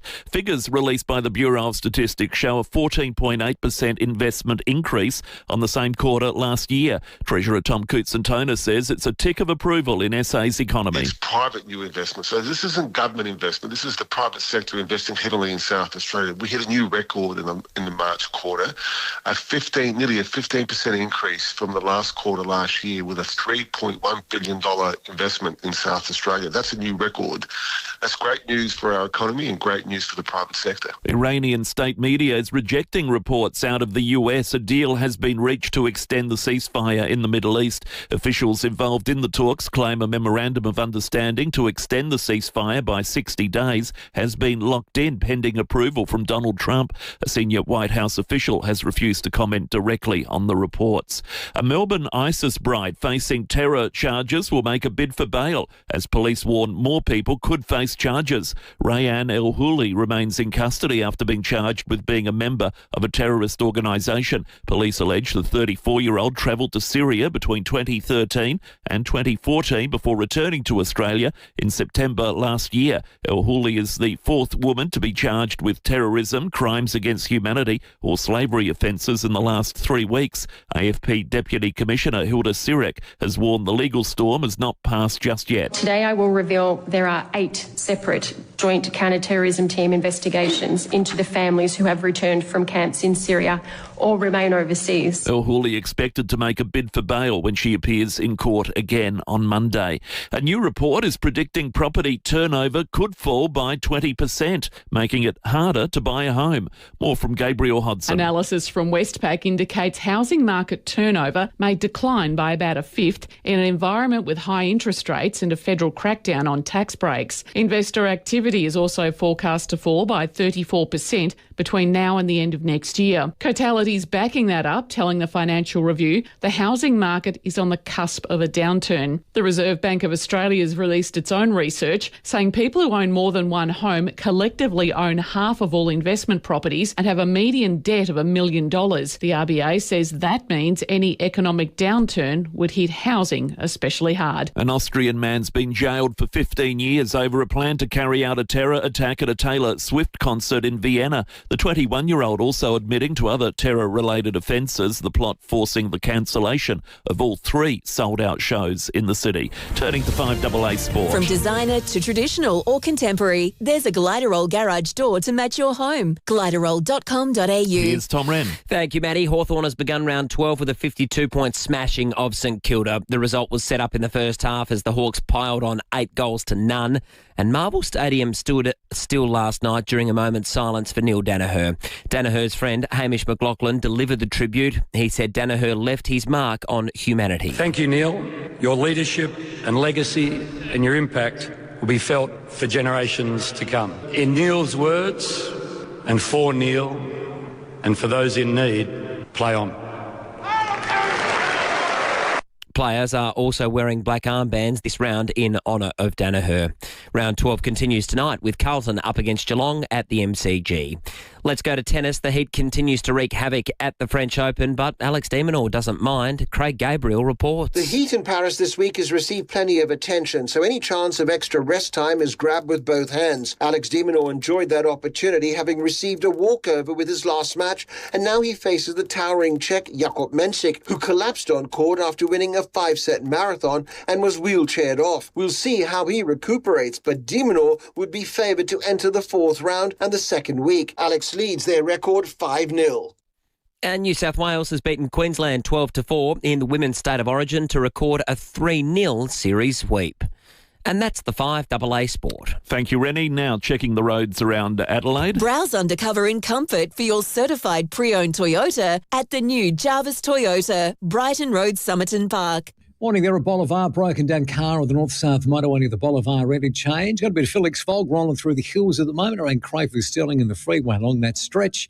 A look over a smash getting sorted out at Morford Vale. It's on Brady Road near Sheriff's Road this morning. Slow going South Road, Edwardstown with the camera, McGill Road, McGill.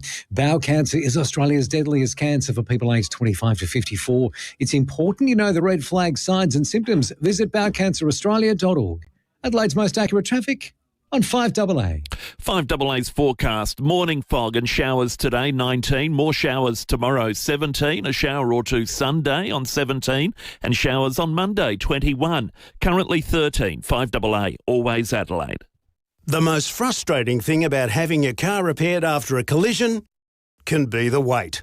Sometimes months. At FIVEAA Panel Services, the wait is one thing you won't have to worry about. We've expanded our workshop and our highly skilled team. It means we're better equipped to deliver an outstanding outcome for you and your car. RAA and MTA approved, FIVEAA Panel Services work with most insurance companies. So ask for FIVEAA Panel Services and get back on the road sooner. Go Harvey Norman. Stores open till 9 p.m. tonight with 10% in bonus gift cards. Thursday and Friday only. Get 10% of your purchase price in gift cards when you spend $500 or more on selected products. Shop in store. Shop online. Spend $500 or more on selected products and get 10% in bonus gift cards. Harvey Norman. Best brands, best range, best prices and bonus gift cards. Stores open till 9 p.m. tonight. Terms, conditions and exclusions apply. Gift card valid for 1 month. Trading hours may vary. Go, Harvey, go.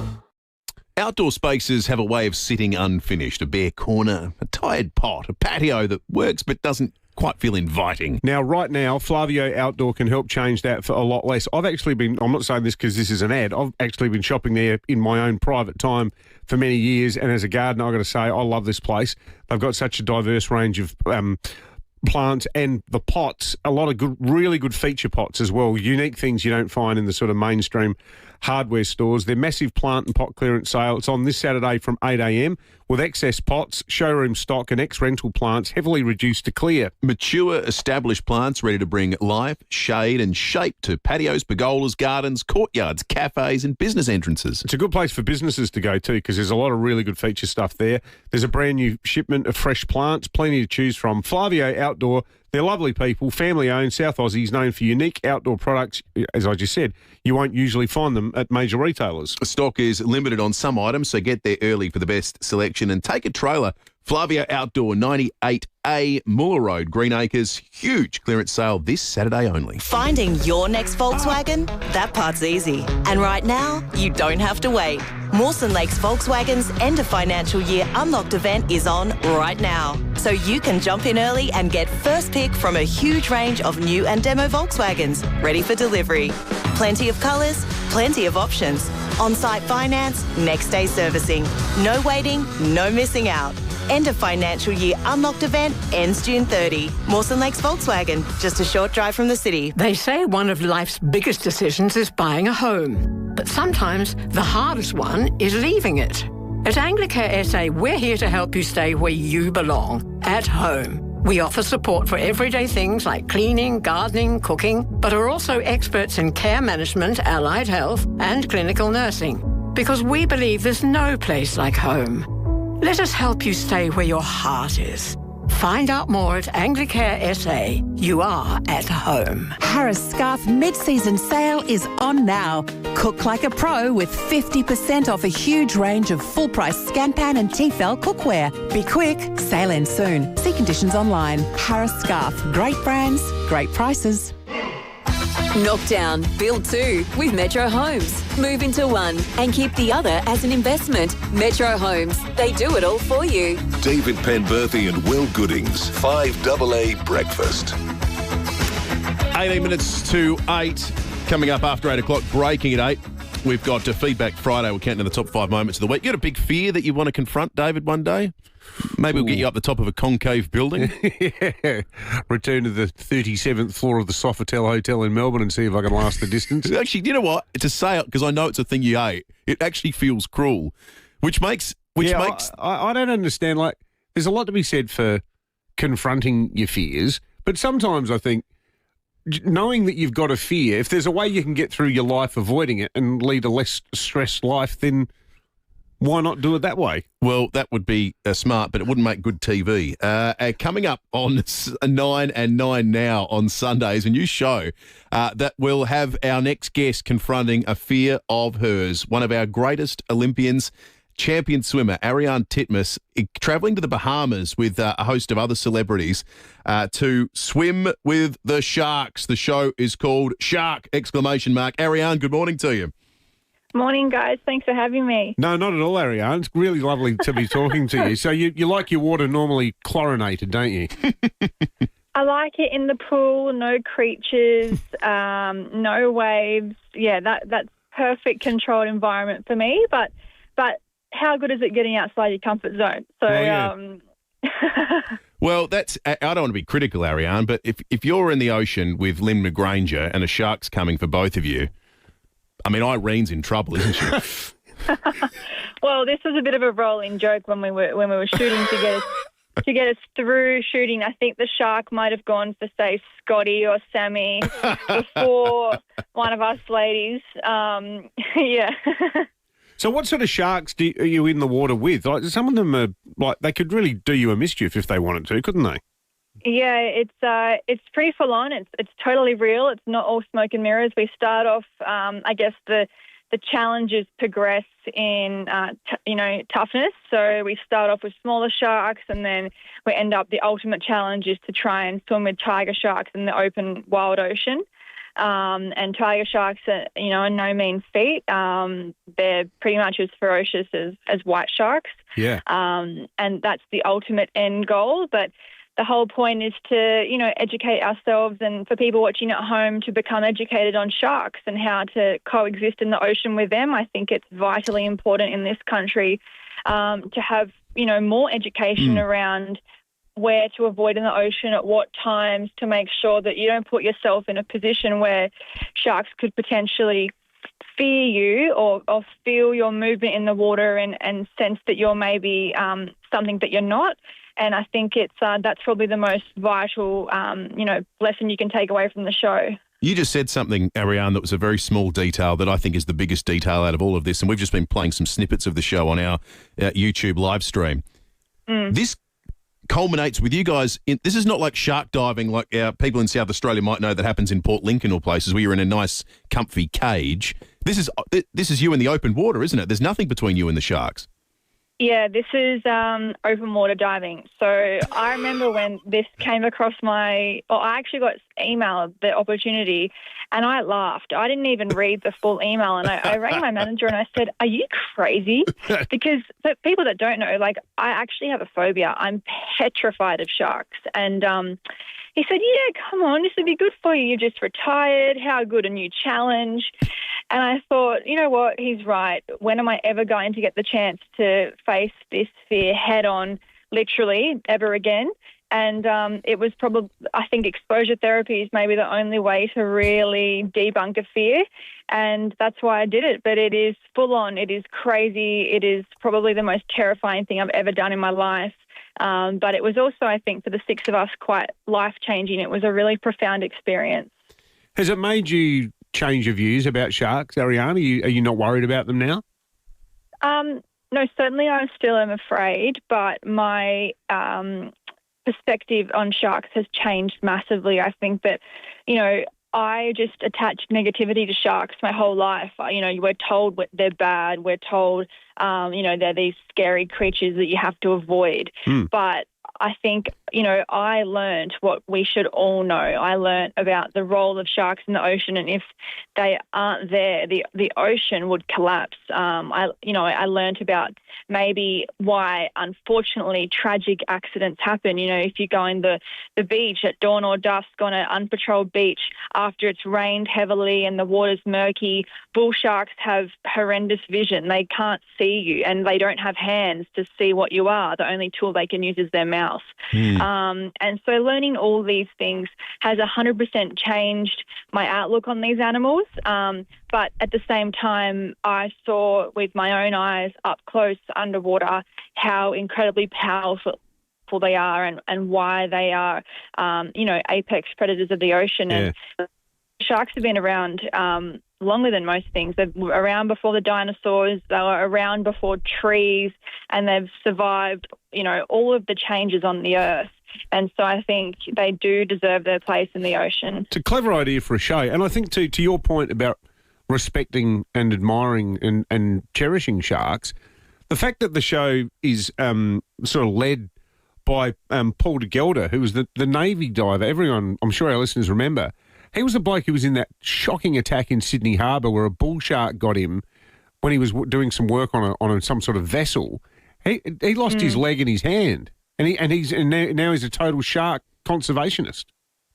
I know. Paul's story fascinates me so much because I think if I, God forbid, ever was attacked by a shark, I would never want to look at the things ever again. But he was petrified of sharks, and now he's a shark advocate and takes people shark diving. And I think you're built a little bit that perspective after having such a life-changing event. But if it wasn't for Paul and then also Annie, who was the other host, I don't know if I would have probably progressed as well as I did on the show. They weren't just hosts. They were genuine support for us. They instilled a confidence in us that we were going to be okay. They dived with us, so they were underwater with us, with the sharks, giving us reassurance. I am so grateful that it was those two that led us through the experience. Hey, just before we let you go, Ariane, can I just ask, do you miss Chris Jarman's cooking? I do. God, that was a great pre-Olympic training camp, never having to worry about dinner. And, God, some of the food we got served up, maybe that's why we won so many gold medals in Paris. Yeah, I can tell you, though, we love Chris, we love his food, but I've never gone to his restaurant and come away thinking I feel faster as a result of it. So I don't know what he was cooking up to you guys. Well, honestly, though, we had to, we got told to watch portion control because you didn't want to obviously stack on a few before racing. Hey, Ariane, we've loved watching your Olympic career, obviously, and 5AA, this is a station that full of sports lovers at the end of the day. And over the course of your journey, we've spoken to your father a number of times. He, of course, worked here in Adelaide at Channel 7 for a period of time. Yeah. So I'm intrigued, and I think our listeners will be intrigued too to know your thoughts about this peculiar spectacle that played out in Las Vegas earlier this week with the enhanced games. As an Olympic champion of this country, what did you make of all that? Yeah, it really is disappointing, I think, for the scope of sport across the world. I think that the fact now that there's this, or they think it's an alternate option, or they think it's the future of sport, I profusely disagree. I think it's going to die off. I hope it dies off. I think, the saddest part of it all is the fact that people may be enticed by the financial incentives. They've announced over the last couple of days that they're going to offer $10 million to someone that can potentially break Usain Bolt's 100-metre track record.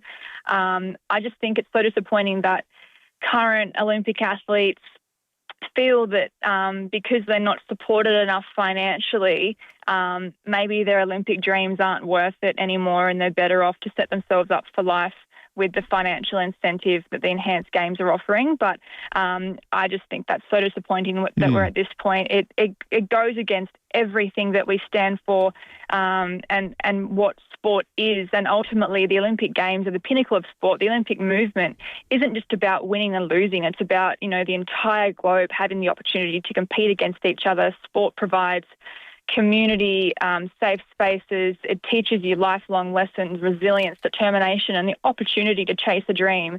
And that's not what this science experiment is. Ultimately, it is a science experiment to see what our bodies can do. But sport isn't just about moving your body. It's for your soul, your spirit, and I hope that it does die off. And the reaction to it has been very negative, and frankly, the performances were not great at all. They were very low quality. I mean, the women's 100 freestyle, I think the fourth place getter, she swam a time that 14-year-olds are swimming, and so I truly hope that it does die off and doesn't receive the broadcasting. Yeah, well said, Ariane. Totally. We're wonderful to chat with you after all these years of following your career, and we'll be looking forward to seeing how you go in a different body of water and with a different kind of opponent, with Shark premiering Sunday night on 9 and 9 now. Thank you. That was great. Ariane Titmus, one of the greatest to ever done it. I've heard that Will's been approached for the sequel to this. It's called Titanian Triggerfish. Can I be honest with you? When that thing bit me, in the immediate aftermath, I actually swam faster than Cole Chambers. I'm serious. I would have won Olympic gold. I don't know if I wouldn't have done well on the turn. Would have to be in the 50 free, I think. There's a fish that lays eggs. It was protecting its eggs, wasn't it? And you swam over its nest. I swam because I was... And then straight up the backside. No, it didn't go up the backside. I think something came out the backside. All right, let's check traffic. Morning there at Cheltenham, a two-car collision, Port Road near Old Port Road. In the hills, fog causing delays around Crowfoot, Stirling, that stretch of the freeway through there on the drive-in. And more for FIVEAA smash getting cleaned up, Brodie Road at the roundabout near Sheriff's Road. Busy South Road, Edwardstown with the camera today, Lefevre Terrace, North Adelaide. The BMW Expo sale event is on now. Receive savings equal to the GST on BMW X-Range vehicles. Ends June 30, T's and C's apply. Adelaide's most accurate traffic on 5AA. Hi, I'm Bronte Manuel from Toop and Toop. Auction remains one of the strongest ways to sell in Adelaide, with buyer demand continuing to outpace supply and competition driving results. At Toop and Toop, we consistently deliver auction clearance rates above the state average, giving our clients a clear advantage in today's market. That success comes down to strategy, experience, and having South Australia's most awarded auctioneering team behind you. If you're considering selling, visit toop.com.au. This is the sound of a piping hot shower. Perfect if you get caught in the other kind, the cold, rainy kind. So for instant, continuous warmth, add gas to your new build. Natural gas feels like home. Now, there's nothing like discovering a hidden gem, especially when it leads to a new favourite bottle of wine. Thornclark Wine's located in the Barossa Valley, beautiful spot just outside of Angaston. It's a family-owned boutique winery that combines tranquility with perfectly curated wines. You'll be asking yourself, why haven't I been here before? As you take in the sprawling gardens and panoramic views, and you get to enjoy a wine tasting that is customised to you, all while enjoying a platter of local Barossa Valley produce. It really is the most beautiful setting, and it's a lot of fun too with mates or with your kids. They've got a little golf driving range overlooking the Eden Valley Vineyard where you can grab the 9-iron and chip a few Titleists into the paddock. Then, the really fun bit, take home a few bottles from their Sandpiper and Shotfire ranges, especially the new Shotfire Collector's Heritage Edition Shiraz. Next time you head to the Barossa Valley, go the extra mile. Make Thornclark Wines your first stop. Cellar door opens 10 a.m. to 5 p.m. Friday to Sunday. Great things begin with the right space. A space to work, a space to store, a space to create. Right now, build the space you've always wanted with Olympic Industries sheds, garages and outdoor storage designed for Australian lifestyles. Visit one of Olympic Industries' inspiration centres today and bring your space to life. Start something with the Olympic Industries sale. On now. 5AA Breakfast is streaming live right now. To watch, simply head to 5AA on Facebook or YouTube. Knockdown, build two with Metro Homes. Move into one and keep the other as an investment. Metro Homes, they do it all for you. David Penberthy and Will Goodings, 5AA Breakfast. 4 to 8, it's time to count for the Cabaret Festival. Get calling now, 8223 0000. You need to count something. It's impossible to know the correct answer. You've just got to take a stab in the dark or a stab in the pot of coffee pods, as it's going to be this morning. 8223 and you, if you are the closest, will get to see Scott Bradley's Postmodern Jukebox, as well as a night's accommodation at the Intercontinental Adelaide. What a great night out you and someone else will get to have. Call now, 8223 the 2026 Adelaide Cabaret Festival, 4th to the 21st of June at Adelaide Festival Centre. Book your tickets now at adelaidecabaretfestival.com.au. The thing you're counting is, and this is not going to help anyone because it's not a standard amount. We've had things like a medium fries from Macca's, which you could sort of roughly get your head around. We've had things like a bag of grapes from Woolies. This is direct from the 5AA kitchen, the glass jar of coffee pods. Well, let's give people a little bit of a clue. What's the clue? Well, okay, it's like a biscuit barrel that looks like it would hold 3 litres of liquid. Okay. Leslie in Albert Park. That's all you've got to go on. Leslie, how many pods are in the jar?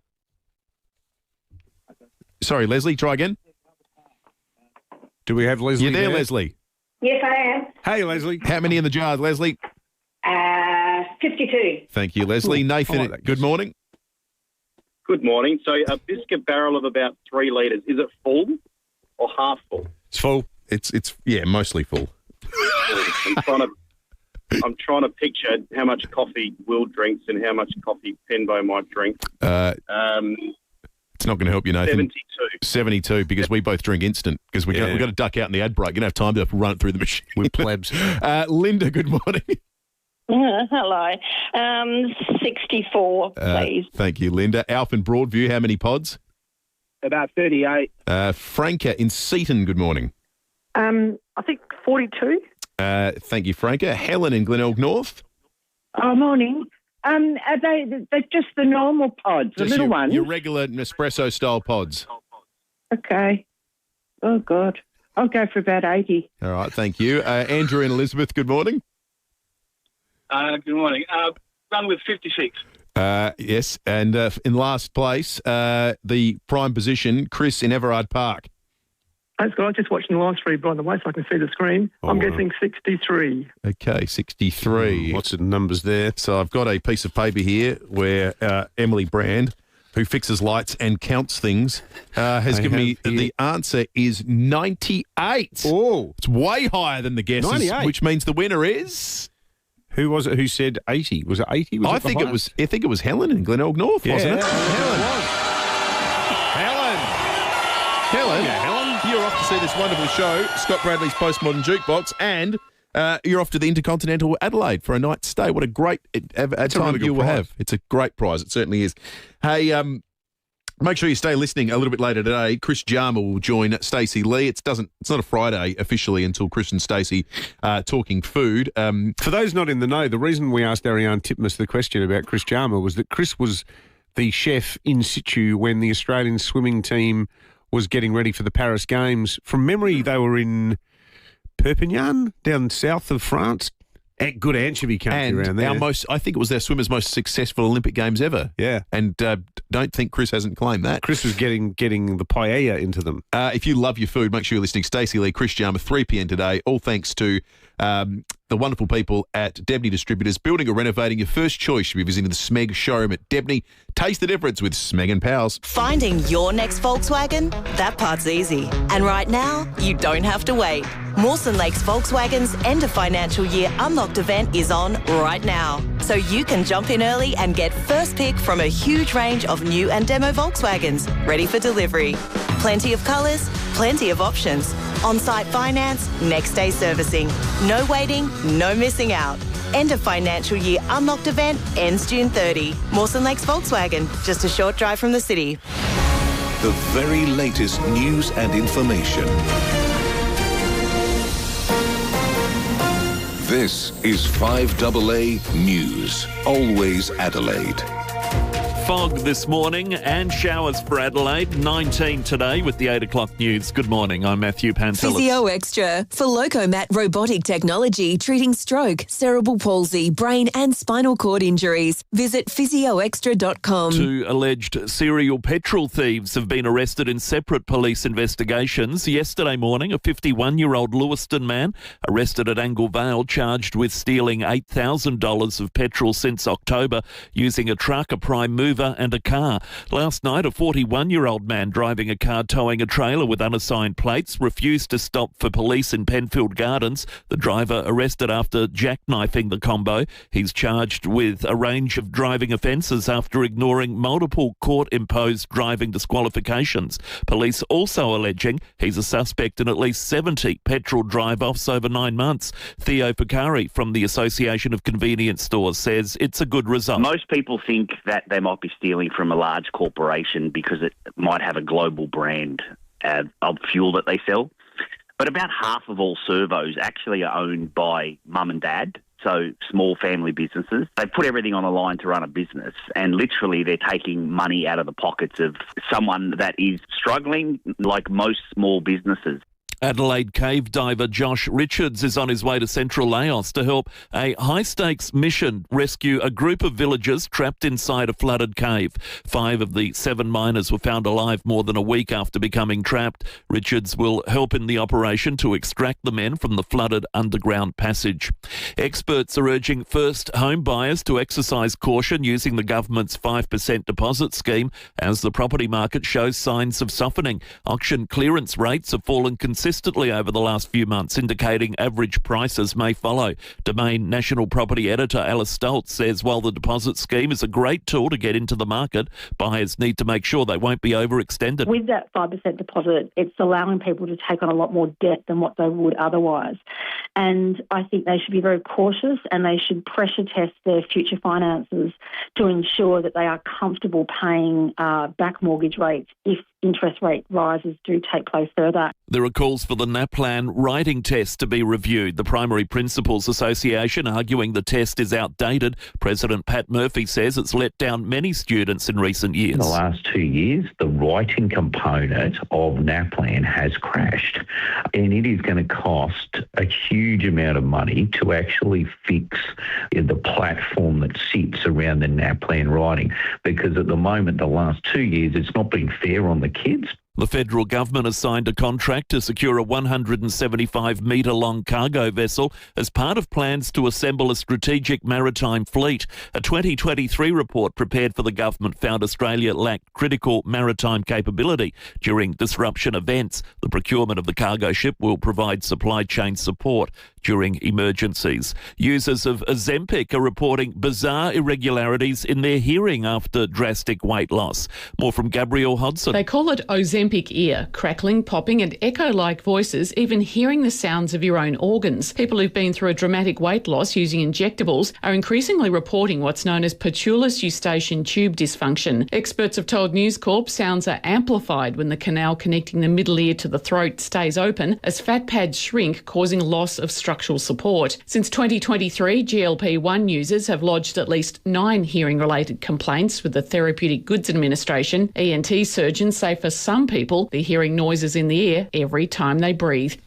A taste of winter for Adelaide from today. Showers in the forecast for every day for the next week. Forecaster Michael Conway says the showers will kick in today. 1 to 2 millimetres today, probably through the city and surrounds. Similar for tomorrow, they pick up a little with another trough moving through. Sunday looking like most settled day, most fine day, but then Monday we get quite a strong trough moving over. We've got turning to 5AA Sport. Gliderol Garage doors are proudly and brilliantly made right in South Australia. Gliderol.com.au. A big win for the Hawks last night, Tom Wren. Very impressive, weren't they, Matty? So good. They've cemented their spot in the top 4 too after that commanding 52-point victory against St Kilda at Marvel Stadium. Jack Gunston booted 5 goals and Blake Hardwick 4, while Nick Watson chipped in with a couple and was arguably best on ground. The round continues tonight. Carlton taking on Geelong at the MCG. The Blues looking for a 3rd straight win, while the Cats are hoping to cement their spot in the top 4. The Crows and Port Adelaide, of course, have the bye this weekend. Let's go to tennis now. Men's world number one, Yannick Sinner. He's out of the French Open in the second round from a near unlosable position.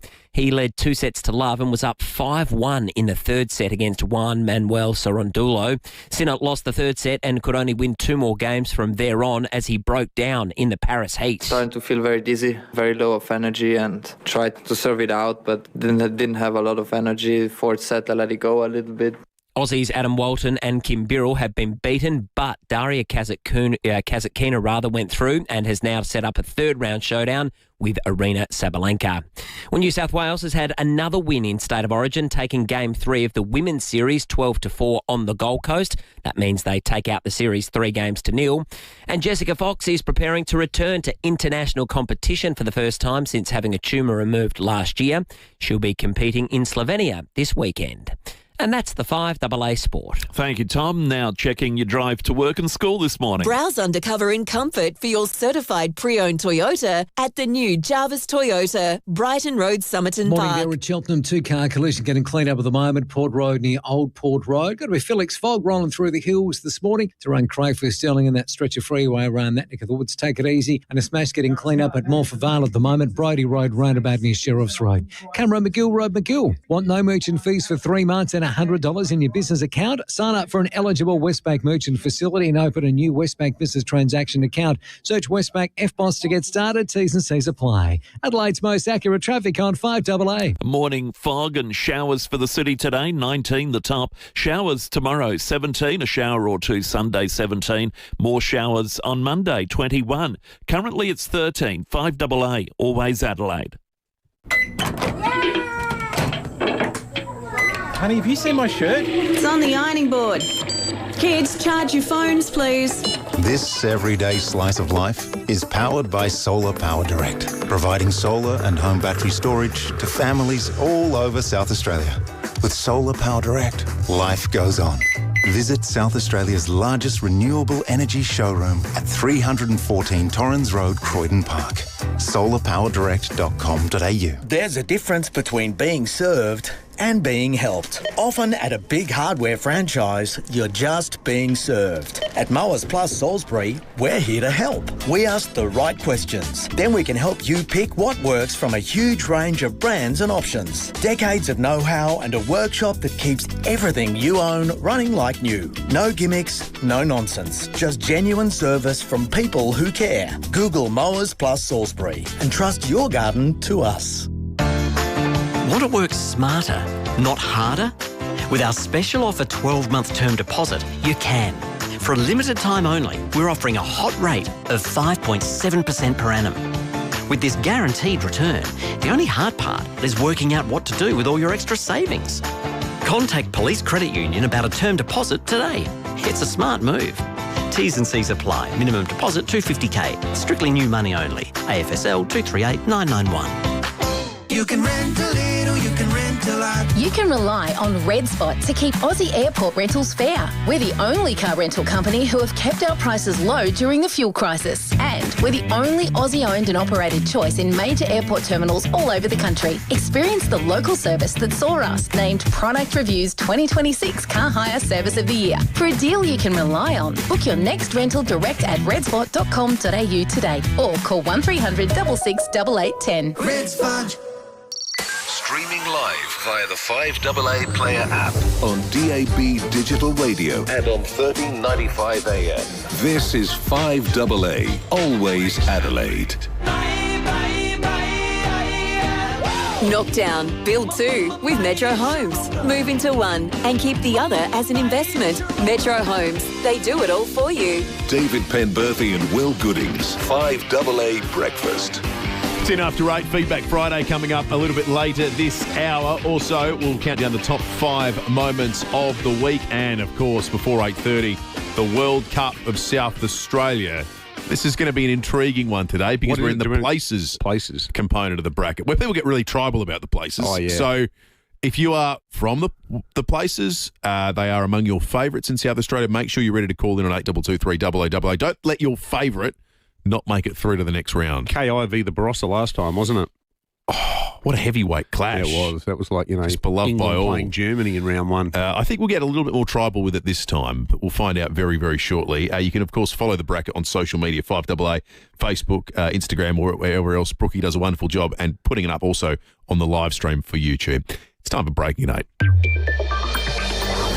Well, it's been one of the worst federal budgets ever in terms of the public response to it. It's been likened to the infamous Joe Hockey budget when Tony Abbott was Prime Minister, where many promises were broken in one fell swoop. One poll showed that it was even worse than Paul Keating's LAW Law broken promise back in 1993. The federal leader of the opposition is, of course, Angus Taylor, and he is demanding a whole raft of changes to the budget. And we've got Angus Taylor on the line. Leader, good morning, and thank you so much for joining us. Now, look, before we get into the budget, can we just have a bit of a chat about your, I think it's fair to describe it as a clanger, even though it's a sentiment with which many of our listeners might concur. But do you regret calling Anthony Albanese an arrogant prick yesterday? Well, as you know, under the rules of the Parliament, I had to withdraw that. But I got to tell you, I hear far more colourful language than that as I speak to small business people and others around the country who are being smashed by this budget. That was a mild version of what I'm hearing every single day. And the reason is that Labor is proposing and has put into the Parliament toxic taxes on aspiration in this country, on some of the hardest working Australians, small businesses who put their lives and their livelihoods on the line every day for their communities, for their employees, for their businesses, for their families. And, frankly, I'm channeling the anger that a lot of Australians are feeling at the moment over the fact that this Prime Minister thinks he can blatantly lie and get away with it. This is the worst kind of arrarrogance. So was it a deliberate ploy to say that, to call him a prick? I mean, is that sort of the new standard? No, there was nothing orchestrated about it. It was, I guess I'm having the same reactions as so many Australians I speak to. It's just a sense of frustration with a Prime Minister who has lied in his own words over 50 times. 50 times. He told us that he wasn't going to raise negative gearing, eliminate negative gearing. He wasn't going to raise capital gains tax. And now he says he's changed his mind. I mean, get serious. Yeah, no, well, we get all that. We've spent the last 3 weeks smashing them, and I've written multiple columns now saying that this whole budget is framed around a sizable mountain of lies. But what I want to ask you, though, is calling each other pricks the new standard in Parliament, is it? No, look, I withdrew it from the Parliament as I am required to do. But I got to tell you, I have never heard the outrage and anger out as I'm speaking to people around Australia that I am hearing right now. And it's not just small business people. I mean, it's young Australians who are trying to get ahead. We know so many young Australians now invest, try to build up a nest egg. That gives them the deposit. They can buy a home. They might want to start a small business into the future. And they're just giving up hope.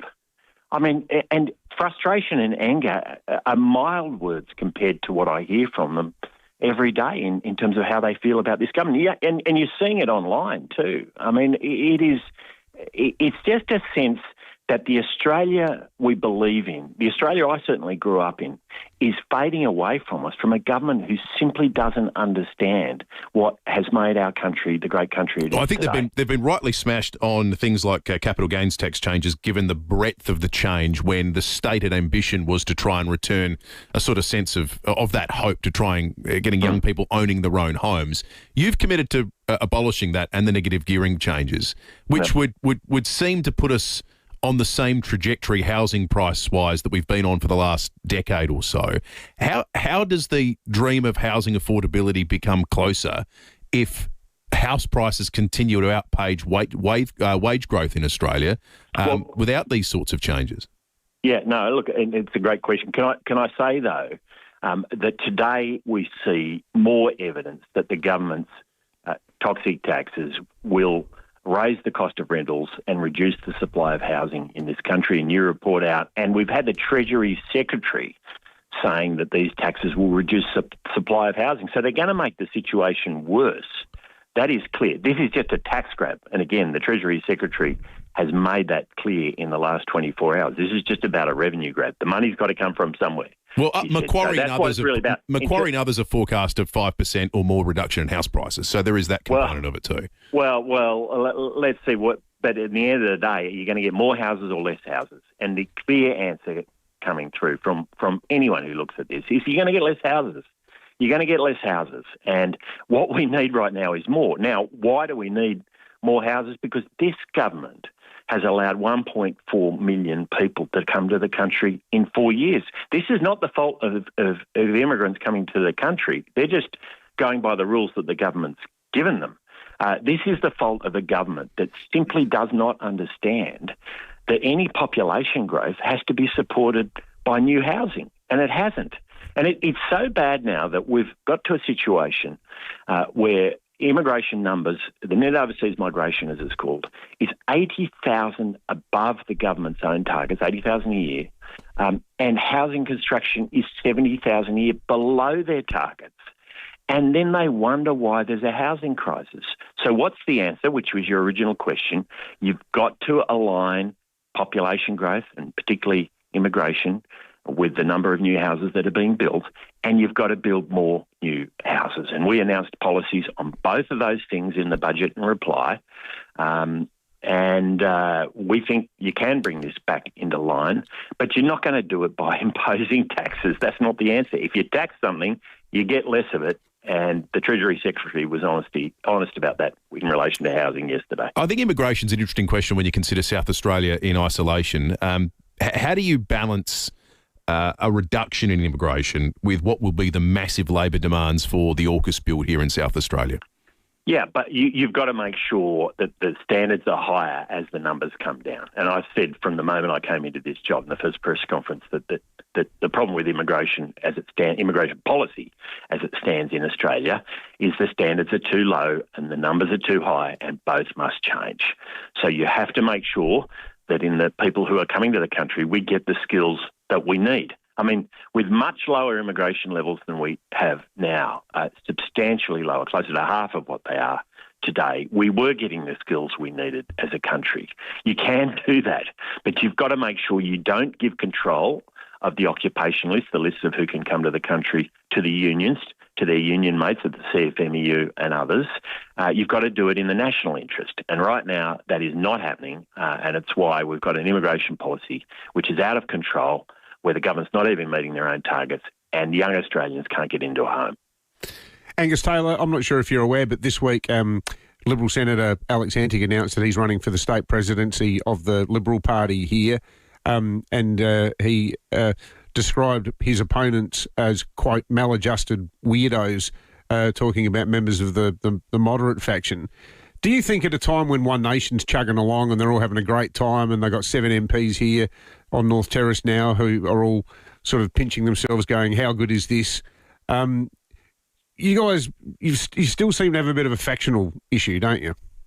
Well, I don't spend my time focused on factional battles. I spend my time focusing on battles against a rotten Labor Party, a rotten budget, and a government that simply doesn't understand what's made this nation what it is today. And that'll be my focus every day through to the next election, axing these toxic taxes, making sure our immigration policies are in line with the housing we've got in this country, getting rid of Labor's failed net zero policies, putting Australian citizens first, making sure young Australians can get into a home. Look, that's my focus, and it will continue to be my focus, as I say, all the way through to the next election.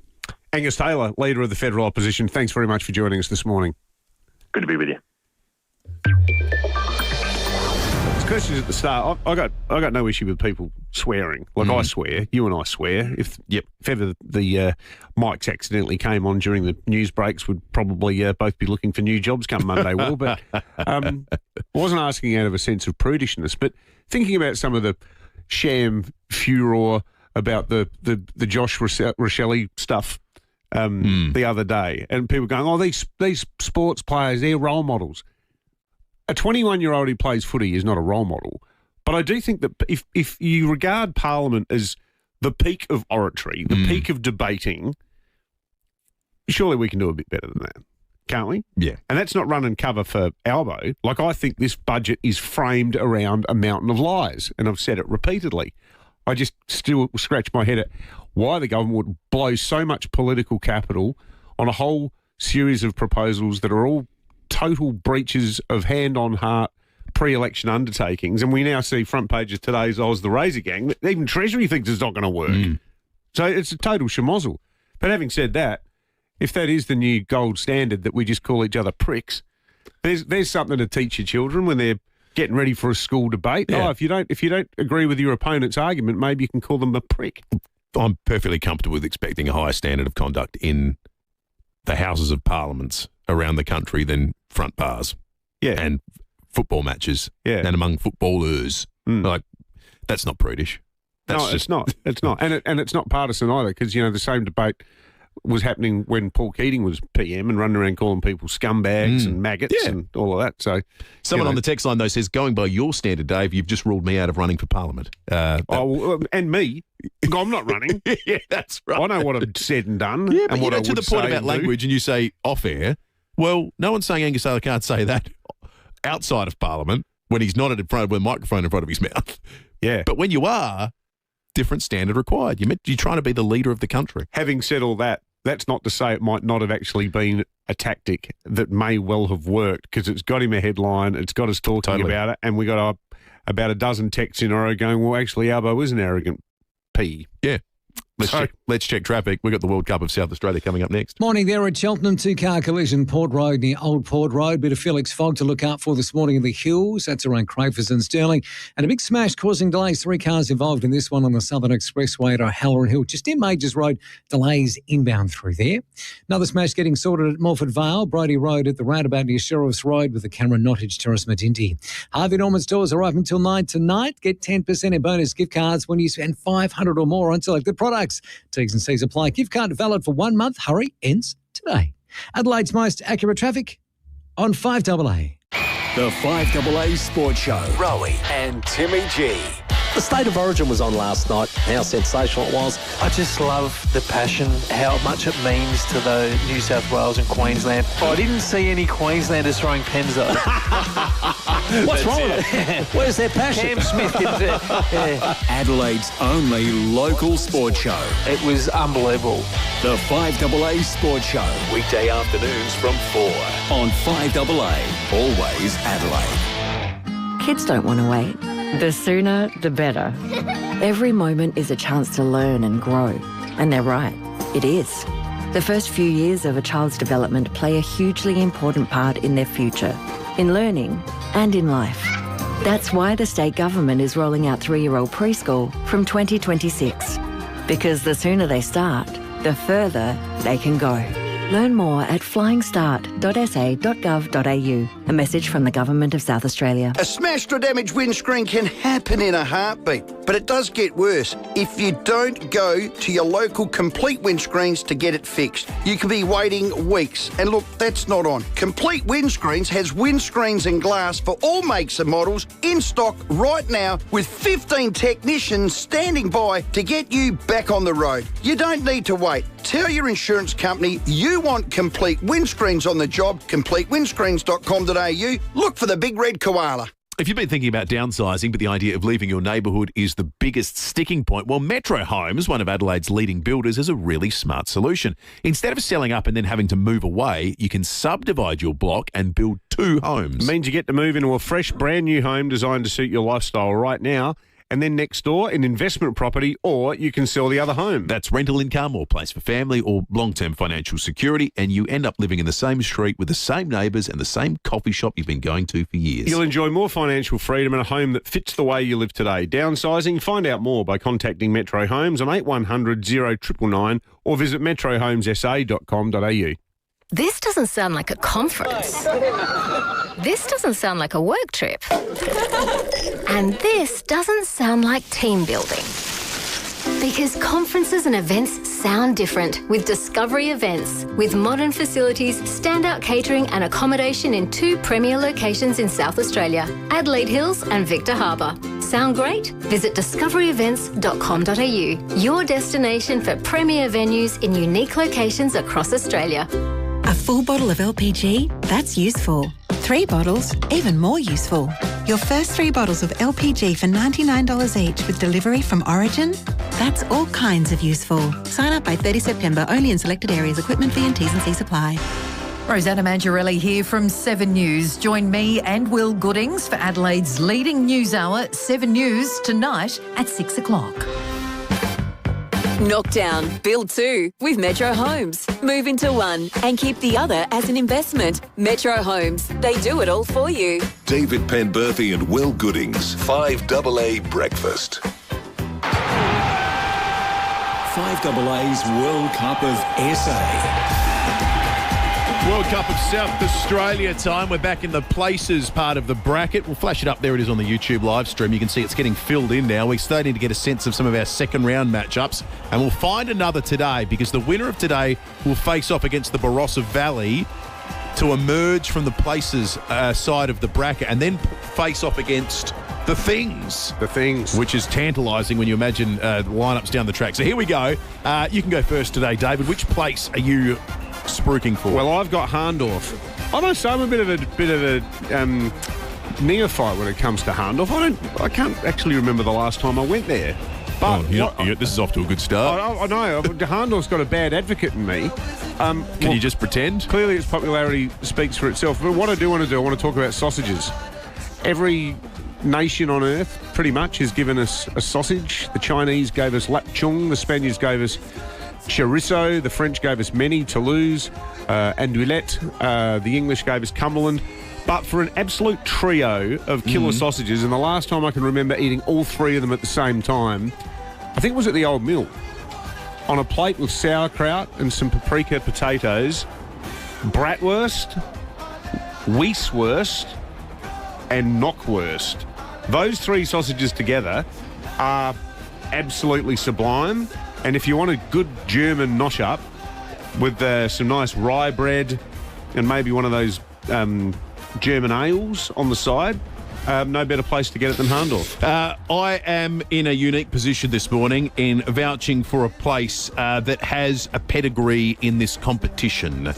In the Football World Cup, only twice has a country gone back-to-back. Italy in 1934 and 38, Brazil in 1958 and 1962. This morning, I speak on behalf of Theberton, which won the World Cup of Suburbs 6 years ago, and Theberton is back as a place here in the World Cup of South Australia. The army of Theberton unite and get calling right now on 8223 0000 because Theberton has form. Theberton has been here. Theberton has raised the cup before. Get calling the good burgers of Theberton because you could go and do what no one's done before, and that's win 2 World Cups on 5AA Breakfast. Theberton v Hahndorf, folks. Get calling right now. There's a lot to love in Theberton. What will progress on 8223 0000? Get calling 8223 0000. It just takes 3 calls. The Theberton. I don't want to preempt anything. I've just seen a couple of suburbs pop up in terms of the calls. I tell you what, if you're in Hahndorf, you better get calling quick, is all I'm going to say. 8223 0000. Get calling. Good pubs. And we will. Good food. Yep, that's right. It's got a great dump.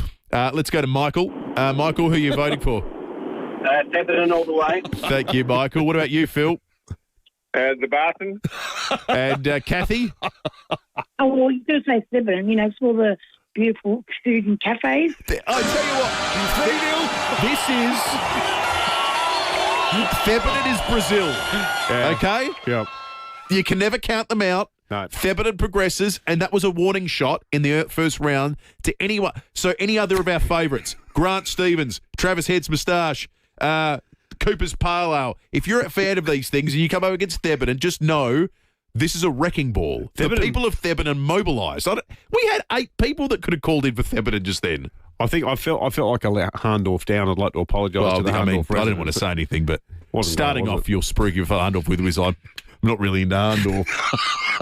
I do like the knife shop. It's got a great knife shop. Oh, well, now all right. It was a bit late now. They lost 3-0. Exactly. All right, we're going to take a break. Theberton progresses. The World Cup of South Australia continues next week. Feedback Friday is coming up after 8:30. Get calling now if you'd like to participate. 3 contestants all get a prize. 4 simple questions with no wrong answers. 8223 0000. 5AA Breakfast is streaming live right now. To watch, simply head to 5AA on Facebook or YouTube.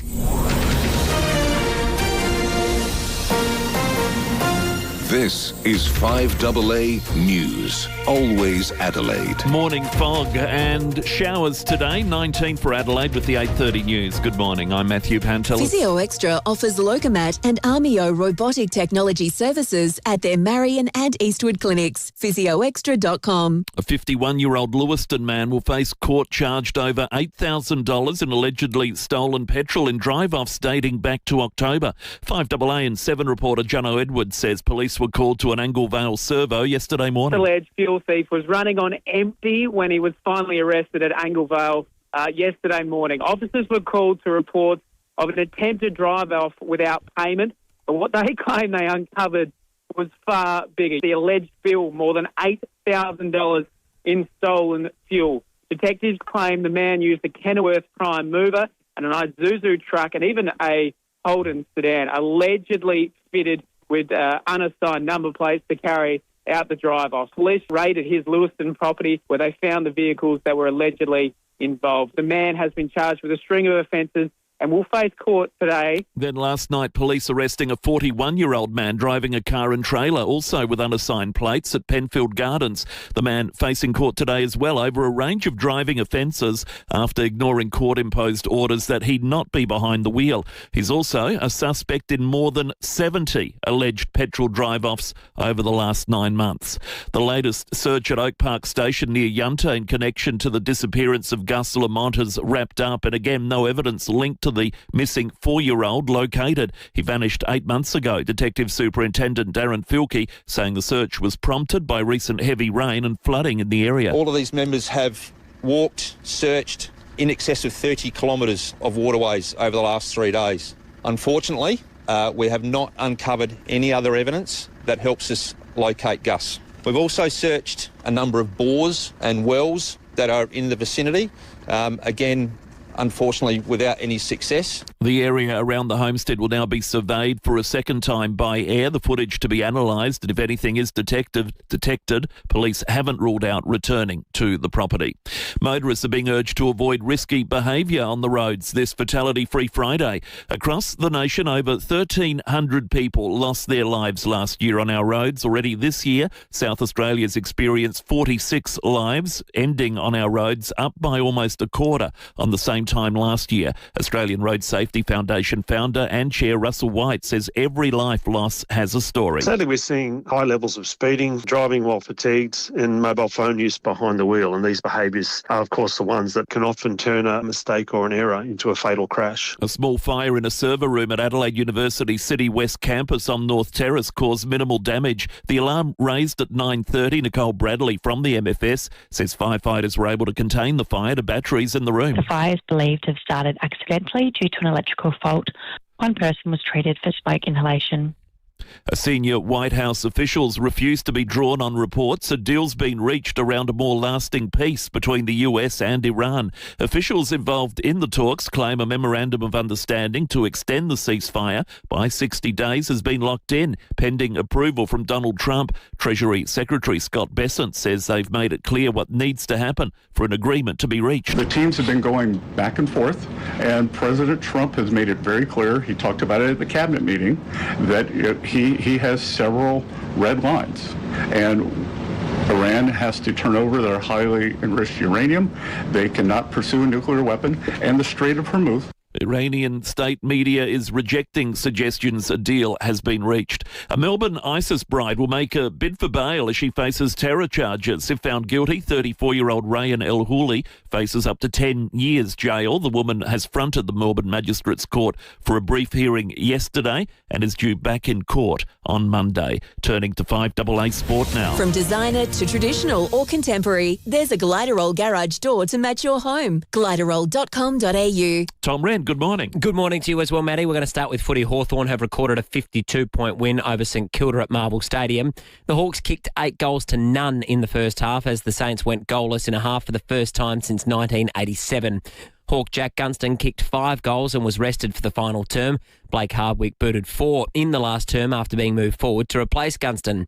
Coach Sam Mitchell revealing what the players were saying to Gunston on the bench. It was just mainly about how easy it is to play his role. Well, that's what all the other players were saying to him, because obviously Blake went down there and Blake is a real favourite of all the boys. So when he's down there kicking goals, I think they really enjoy that, and to take the mickey out of Jack. And Jack obviously wishing that it was him that kicked 9. In tennis, world number 1, Yannick Sinner is out of the French Open after suffering dizziness and leg cramps in the heat. The 24-year-old lost to Argentine Juan Manuel Cerundolo after being within 1 game of closing out the match in straight sets. Meantime, Aussie Dare Kasatkina is into the 3rd round. The 29-year-old defeated Switzerland's Susan Bandecki 7-5, 7-6. Kasatkina says she's now psyching herself up to meet Arina Sabalenka tomorrow. This is where I'm finding my confidence, like little by little building up my feeling on the court again. And on Saturday is going to be a huge challenge for sure. But there were losses for fellow Aussies, Adam Walton and Kim Birrell. And play has been suspended in the opening round of the Charles Schwab event in Texas, with 4 players tied for the lead at 6 under.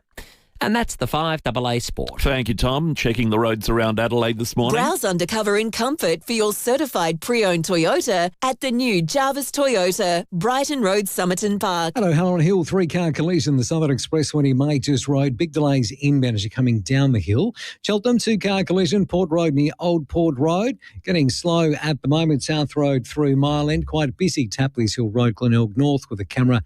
Adams Road at Trott Park. Bob Jane T-Marts won't be beaten with their best high price guarantee. When you're after great service and unbeatable value, head to the Torrumble specialists. Bob Jane T-Marts, they'll look after you. Adelaide's most accurate traffic on 5AA. 5AA's forecast today, morning fog and showers for Adelaide, 19. Showers tomorrow, 17. A shower or 2 Sunday, 17. Showers, 21 on Monday. Currently, it's 13. 5AA, always Adelaide. Did you know 1 in 3 Aussie adults have high cholesterol? Make the change to Flora Proactive today. Clinically proven to lower your cholesterol by up to 10% in 21 days. Flora Proactive. Start something good. Not every conversation stays with you. This one will. Join Stephen Bartlett as he asks the questions and nothing is left unsaid. Search The Diary of a CEO wherever you get your podcasts. The most frustrating thing about having your car repaired after a collision can be the wait. Sometimes months. At Premier Panel Services, the wait is one thing you won't have to worry about. We've expanded our workshop and our highly skilled team. It means we're better equipped to deliver an outstanding outcome for you and your car. RAA and MTA approved, Premier Panel Services work with most insurance companies. So ask for Premier Panel Services and get back on the road sooner. Hello, Frank Walker from National Tiles. The famous National Tiles May Spend and Save ends tomorrow with genuine savings of up to 25% on the best value tiles in the market. Yes, save up to 25% off the best value tiles in the market. And the more you spend, the more you save. So bring your home to life on any budget with absolute genuine savings of up to 25% on beautiful National Tiles. But absolutely must end tomorrow. So rush into National Tiles or go online now and save. Conditions apply. Join IPAA South Australia for the 2026 Economic Outlook Address, featuring the Honourable Tom Koutsantonis MP, Treasurer of South Australia, in one of his first addresses following the state budget. Find out what's shaping the state's economic direction and what it means for the public sector, business and community. Enjoy a hot breakfast and insights into the year ahead. Tuesday, June 9, 7:30am at the Adelaide Convention Centre. Register at sa.ipaa.org.au. We know what you get up to in bed. Reading, scrolling, binging, and the other stuff. Complete Comfort designs beds you can adjust for every activity. They have active zones you can adjust in seconds to get the right pressure, position and circulation for a more restful sleep. And they look just like your average bed. What you do in bed is up to you, but it's always better to do it with Complete Comfort. Visit CompleteComfort.com.au or try for yourself at the Wayville showroom. The Kia dealer end of financial year sale is now on. Get a $1,000 deposit contribution on all in-stock new and demonstrator vehicles with Kia Finance. Enjoy exceptional value across the Kia range. Electric, hybrid, diesel and petrol. All backed by Australia's best 7-year warranty. Hurry, it all ends June 30. Approved applicants only. Offer ends 30 June. T's and C's, fees, charges, eligibility and lending criteria apply. Hyundai Capital Australia Proprietary Limited. Australian credit licence 554051. Trading as Kia Finance. Kia, movement that inspires. Introducing the Caliente by Beechwood Homes. A multi-level masterpiece of design, innovation and style. Inspired by the effortless glamour of Palm Springs in California, it's bathed in natural light through clever architectural design. At its heart, a stunning 6-metre island bench anchors a kitchen that's as beautiful as it is functional. The Caliente is open for viewing at 10 Simon Crescent, Craigburn Farm, Saturdays and Sundays 1 to 4:30pm. Life's good. It's even better in a Beechwood home. Knockdown, build 2 with Metro Homes. Move into one and keep the other as an investment. Metro Homes, they do it all for you. David Penberthy and Will Goodings, 5AA Breakfast. 20 to 9, Feedback Friday coming up in a moment. 3 spots available. Get calling now. 8223 is the number. It's well worth your time. 4 simple questions to which there are no wrong answers, and 3 magnificent prizes featuring a Smeg appliance, and also today. What else do we have? For what are the people playing for? Kent Town Hotel vouchers. Get into the Kent Town Hotel. Buy yourself a couple of free drinks. 8223 is the number. Can I tell you my favourite weird sports story in the world as of this Friday, the 29th of May? Because we're in the lead up to the FIFA World Cup, and there's always weirdness when the whole world comes together for a sporting event. But none quite like that in the last 24 hours has swirled around all-white New Zealand fullback Tim Payne. Tim Payne spelled with a Y, not like the Australian cricketer Tim Payne. Tim Payne plays for the Wellington Phoenix. You've probably never heard of him unless you're a real diehard A-League person. A Argentine influencer by the name of El Scarzo set himself a challenge to find who he considered the least famous footballer to be participating at the World Cup. And he decided it was Tim Payne, who had fewer than 5,000 followers on Instagram. As I say, plays for Wellington Phoenix, a club that didn't make the A-League finals, and he's playing for the All Whites at the World Cup with New Zealand. Since El Scarzo said we all need to get behind this guy, his followers in Argentina, the football-mad country that it is, Tim Payne in the last 24 hours has gone from fewer than 5,000 followers on Instagram to 1 million followers on Instagram. It's become a global phenomenon, so much so that a song has been written about him. Oh, no, it's been deleted. My song's been deleted. Oh, here it is. No pain, no gain. No pain, no gain. El team de la gente es el verdadero rey. No pain, no gain. No pain, no gain. Y en cada partido siempre yo te seguiré. So Tim Payne is now trending through about most of South America and indeed much of the football-loving world as he's become a global footballing celebrity because of this Argentine influencer, El Scarzo. There was a scandal in South America about 10 or 15 years ago where they held this competition and you could vote online who is the greatest soccer player of all time. And this was pre-Messi, and not that I count him in the conversation pre-Cristiano Ronaldo, even though he's massively popular. But at the time, they said, who is the greatest of all time? Is it Pelé or is it Maradona? Maradona won.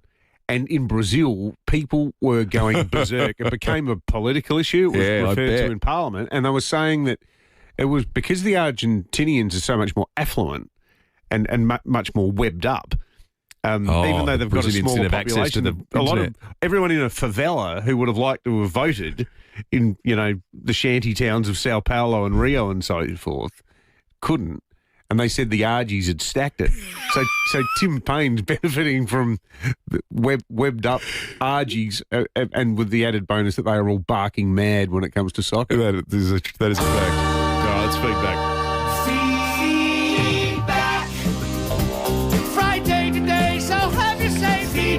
We start for Feedback Friday in Gould Creek with Julie. Julie, good morning to you. Good morning, and good morning, Brittany. She's driving and she listens to you all the time. Oh, good on Brittany. Yes. Now, Julie, is your weekend better or worse without the Crows and Port playing? Oh, it's worse. Yeah. Yeah. I mean, I'm a Crows tragic. And now what am I going to do? Yeah, it's a question we're all asking I'm going ourselves. to watch a replay of one of the Crows when they won Crows game that wins. You watched that one quarter against North Melbourne last week. That was pretty good. Or the showdown will do, what do you think the Pope would use AI for, Julie? He's come out against AI in the last week. Is there any application that the Pope might use it for? Oh, dear. He's got everything at his feet. He doesn't need anything. He's got Jesus. What a friend we have in Jesus. Well, you know what, Julie? That's a great answer. He speaks to a higher power. He doesn't need ChatGPT. He does. How do you keep warm in winter, Julie? We were talking about cost-effective ways to stay warm earlier in the week. Okay, I have got a heated blanket. At the moment, $32 from Target. And they're great. Hot water bottle on my back. And a electric blanket in my bed. That's excellent. Oh, you're all set up, Julie. You've done well, Julie. Yeah, and just lastly, Julie, have you ever taken your pet to a cafe? No, I've only got a cat. And, no, I don't mind if pets go into cafes. This is that stupid. Oh, yeah, up in the hills, that poor You almost used cafe. unparliamentary language then, Julie, didn't you? Oh, nearly. That's all right. What's your cat's name, Julie? Ollie. Ollie. All right, good stuff. Thank you, Julie. Let's go to Stepney. George, good morning. Morning, boys. How are you? Hey, George, what's something that you would normally buy other than petrol at a service station? Just some snacks, probably, chips and chocolate and anything like that. Last-minute things when the shops are closed and you feel like something late at night. Yeah, that's what they're trying to protect with the no prepay situation, despite the extraordinary number of big high-scale drive-ups that we've been speaking about over the course of the morning. Hey, George, our producer Paddy keeps getting referred to on the live stream as Dickie Knee. Is that a compliment? I think Paddy snuck this one in for himself. I don't know if I'd take Dickie Knee as a compliment. Okay, no, that's asked and answered, George. Thank you. I'm worried that he's actually using this as the basis for an HR complaint. Hey, George, have you got a favourite John Farnham song? Oh God, it's one of those things where you put you under pressure and you forget everybody's song that he took. Sorry, forget every song that he's sung. It's amazing how live radio does that to you. Maybe you're the voice guy, George. That's the one. That's it. Yeah. Poor old John Farnham. We heard overnight as a result of his cancer, he won't be able to sing anymore publicly. Yeah, and they're doing that big concert for him now. Which is great. It's just awful. Are sharks the worst thing about the beach, George? I think, I reckon, we go down Yorks every year, and that's one thing that puts me off going in the water. But we sort of go in knee deep, and then we just have a quick little dip, and then run out again. Yeah, no, that's a safe way to do it. Thank you, George. Let's go to Julie in Blakeview. Morning, Julie. Good morning, boys. Julie, can I just say first, what Angus Taylor called Albo is pretty mild to what he gets called around here, might I say? Julie, Julie. It wouldn't be a Julie call without a little bit of propaganda to get things started. Hey, Julie, do you think Rick Stein was impressed by the food on offer on the Sea-Link ferry to Kangaroo Island? Well, I don't know. I didn't see that bit actually, but I do like Rick Stein. I think he's just amazing. Anybody that can cook like that is amazing. Well, Rick and KI and the new ferries coming. I had a pasty on the Sea-Link ferry once. It was delicious, so I'm going to vouch for that. I think he would like Penbo's cooking myself. I think he absolutely did meet would. him, and he gave me some recipes. He's wonderful, wonderful man, lovely man. Julie, how would you go in an ice bath, do you think? The big freeze coming up this week? Wouldn't bother me because I don't feel the cold, so... it wouldn't bother me. It'd probably be really good for my aches and pains of all the years of playing sport and pounding the pavements. Yeah, it'd be good for the joints. Yeah. Oh, yeah. It'd have to be an improvement to how it is now. So. Speaking of the joints being under pressure, Julie, do you think a pregnant woman should stand up on a desk to fix a light? Asking for a friend. Oh, no, definitely not. I mean, that's oh, God, no. That's pretty... If a man can't get up and fix the light for a lady, well, that's something that Albo would do. He'd delegate. Our very own Emily Brand clambered up, looked like it was like a whippet earlier on. She turned around 1 minute, she was up there. She decided the lighting wasn't up to scratch and just suddenly she was there. It was quite remarkable to see. But Emily's a trooper. She's absolutely. She is a trooper. She's a gun. She's a gun. She drove to my house one morning when I slept through the alarm. I was 20 minutes late for the show. She was bashing on the door. That's right. You arrived at the door naked. So no, she's seen naked. some real I was horrors. not naked, Will. Seriously, that was another time. So that, You're getting mixed up with the Christmas party. Oh, right. That must be every morning, Silco, is it? Hey, can you help David out, Julie? What's the best thing about Harndorf? Oh, well, obviously, I must say I'm of German heritage, but I don't think the German cuisine is the best. And when you think about it, you look around all the takeaway shops. I was only saying this to somebody the other day. You look around all the takeaway shops. You have Thai, you have Chinese, you have Italian, you have Lebanese, you have everything. But how many times do you ever really see a takeaway shop? Well, I suppose you go to the pub and have a schnitzel, don't you? Well, that's is that more Austrian? Yeah, but a snitty is different. That's completely different. That's we'll take that as being our thing. But look, I'm not overly impressed with the. Geez, it's been a tough morning for Harndorf. Well, Julie, I'm with you. I'm half German. Mum's of Fitzner. Her dad's family all came out from Silesia, that part of Germany, in the 19th century. And yeah, there's a reason people don't sort of jump on the Uber Eats of an evening and say, I really want 4 pork knuckles for dinner. Let's give away the Smeg appliance and the Kent Town Hotel vouchers. Who wins what? Let's give the Smeg to Julie from Gould Creek and George and Julie from Blakeview off to the Kent Town. Building or renovating, your first choice should be visiting the Smeg showroom at Deputy Distributors. Taste the difference with Smeg and make sure your next event is at the Kent Town Hotel with spaces for every occasion and size. Inquire today. 3-car collision causing delays at O'Halloran Hill at the moment. Southern Expressway near Majors Road. Cheltenham, 2-car collision. Port Road near Old Port Road.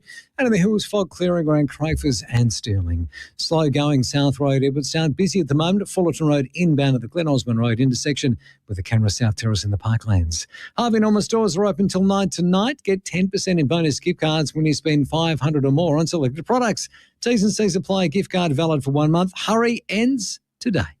Adelaide's most accurate traffic on 5AA. Adelaide, it's me, Ruben Kay. Get ready because I'm inviting you to the Adelaide Cabaret Festival. From the opening gala to the late night shows, this June is your delicious revolution. We've got the legendary Vince Jones, the cast of Jesus Christ Superstar, Alfie Boe, and many, many more. It is electrifying, it is sharp, and it is unmissable. This is the delicious revolution Australia has been waiting for.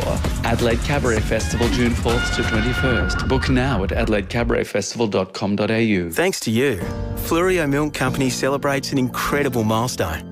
20 years. For 2 decades, local farming families have woken before sunrise, worked through drought and rising costs, so we can all enjoy the freshest milk available. So, when you choose FIVEAA Milk Company, you're part of that 20-year legacy too. Backing local farms, local jobs and local families. Look for FIVEAA Milk Company products at your supermarket. And let's keep a good thing going.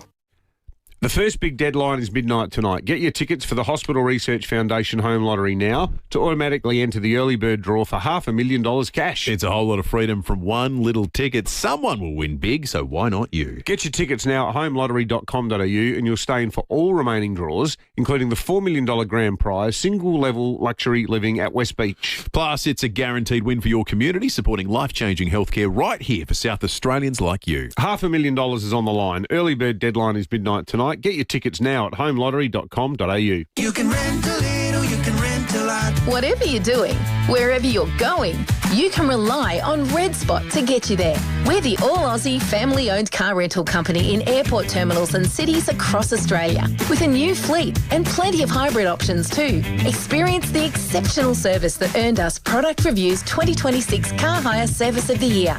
Book direct and save now at redspot.com.au today, or call 1300 66 8810. Red Spot. Formula Honda's end of financial year event is on now, with great offers right across the Honda range. Receive price reductions of up to $2,000 on selected 25-built Honda CR-Vs. Premium engineering, exceptional value, a standard that's a cut above the rest. This is the end of financial year event, only from Formula Honda, and only while stocks last. Visit Formula Honda at Glen Osmond Road, Glen Osmond, or North East Road, Modbury, and book your test drive today. See honda.com.au for T's and C's. Learn your way at Charles Darwin University. With both online and on-campus options, you can balance your studies with your life. Invest in yourself and open new doors to kickstart or advance your career. You make CDU. Search CDU today. Knock down, build two with Metro Homes. Move into one and keep the other as an investment. Metro Homes, they do it all for you. David Penberthy and Will Goodings, 5AA Breakfast. We're going to meet Trey winner to announce thanks to the great team at Chanella's. We got talking about lookalikes with the buffalo that looks like Donald Trump this morning. It's some very humorous suggestions from people. A lot of great entries, but I think that the least we can do, given that poor old William from Mansfield Park has spent his life being compared to Pinocchio, is give him an excellent meat tray from Chanella's. What about that? There's a nice sort of commonality there. Chanella's, Pinocchio, sort of the Italian link. Perfect. Congratulations to you, and big thanks to Chanella's for being on board for Meat Tray Friday again. Let's get to the top five. It's been the top five of the week. In the fifth spot, let's go to Athelston. Matt, what are you seeing out there? Driving through the city at the minute, and it's thick fog. I've not seen it quite so thick in the CBD before, which I'm quite surprised by it. It reminds me a bit of a pea super. Matt, you were going so well. Matt, you were doing really well. Great work. It's just a shame when people come unstuck at the end of their calls. Poor old Matt. Well done, Matt. You've upset Will not once but twice now. Yeah, it's number five. Number four spot.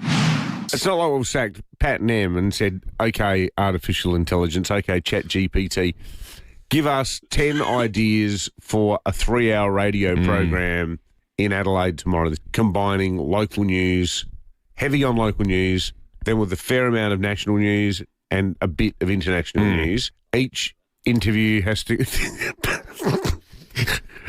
Pat just said in my ear, some days I do that. He could have done it today because some of this is frankly garbage. Yeah, the AI, the Pope warned about AI use, and we realised it's happening a bit closer to home than we had previously expected. In the number three spot, when that thing bit me, in the immediate aftermath, I actually swam faster than Kyle Chalmers. I'm serious. I would have won Olympic gold. I don't know if I wouldn't have done well on the turn. Would have to be in the 50-free, I think. It was a fish that lays eggs. And it was protecting its eggs, wasn't it? And you swam over its nest. I swam because I was... And then straight up the backside. No, it didn't go up the backside. I think something came out the backside. The triggerfish. I'm looking at a picture now. The Titan triggerfish. Look at it. Yeah. I'm holding up You should see its teeth. photo on my You have a look at its teeth. Haunting. They are horrible looking things, aren't they? In the number two spot. How good was life in like 1990 when you could just turn on SBS and you'd get the tail end of a Bulgarian soft porn film and then Les Murray and Andy Pascalides and it was terrific. It was life. This is the story of Inga. Let's don't finish the story. She wants to escape the crushing monotony of working in an iron processing factory by having multiple affairs. I think you lent me the DVD of that one. This has been a wild morning. That was a bad Bulgarian accent. You know things are wild when the Friday features multiple times in the top five. The number one spot. Well, I'd say it's a freak show. They should all do it at Maslin's, quite frankly. The Nude Olympics. Yeah, the games. Look, it'd be a fantastic spectacle. In fact, I was there at the recent Nude Olympics. It brings a whole new meaning to the term "on your mark," and you'd be very proud of me because I was in the egg and spoon race, and I came within a half an inch of being the best man. Juror number four, with a whole routine he had prepared in our jury trial about the enhanced Olympics. That was terrific. Juror number four. He needs a fringe show, juror number four. He does. Called juror number four. If you're watched to round things out this week, better to be a member with RAA Road Service. The cheap spots, the BP AM/PM at Mawson Lakes, $1.65.9. The diesel, Mobile Shido Park, $2.08.5. There's some good prices out there. Fill up while you can. Enjoy your weekend, folks. We'll catch you Monday morning from 6. See you.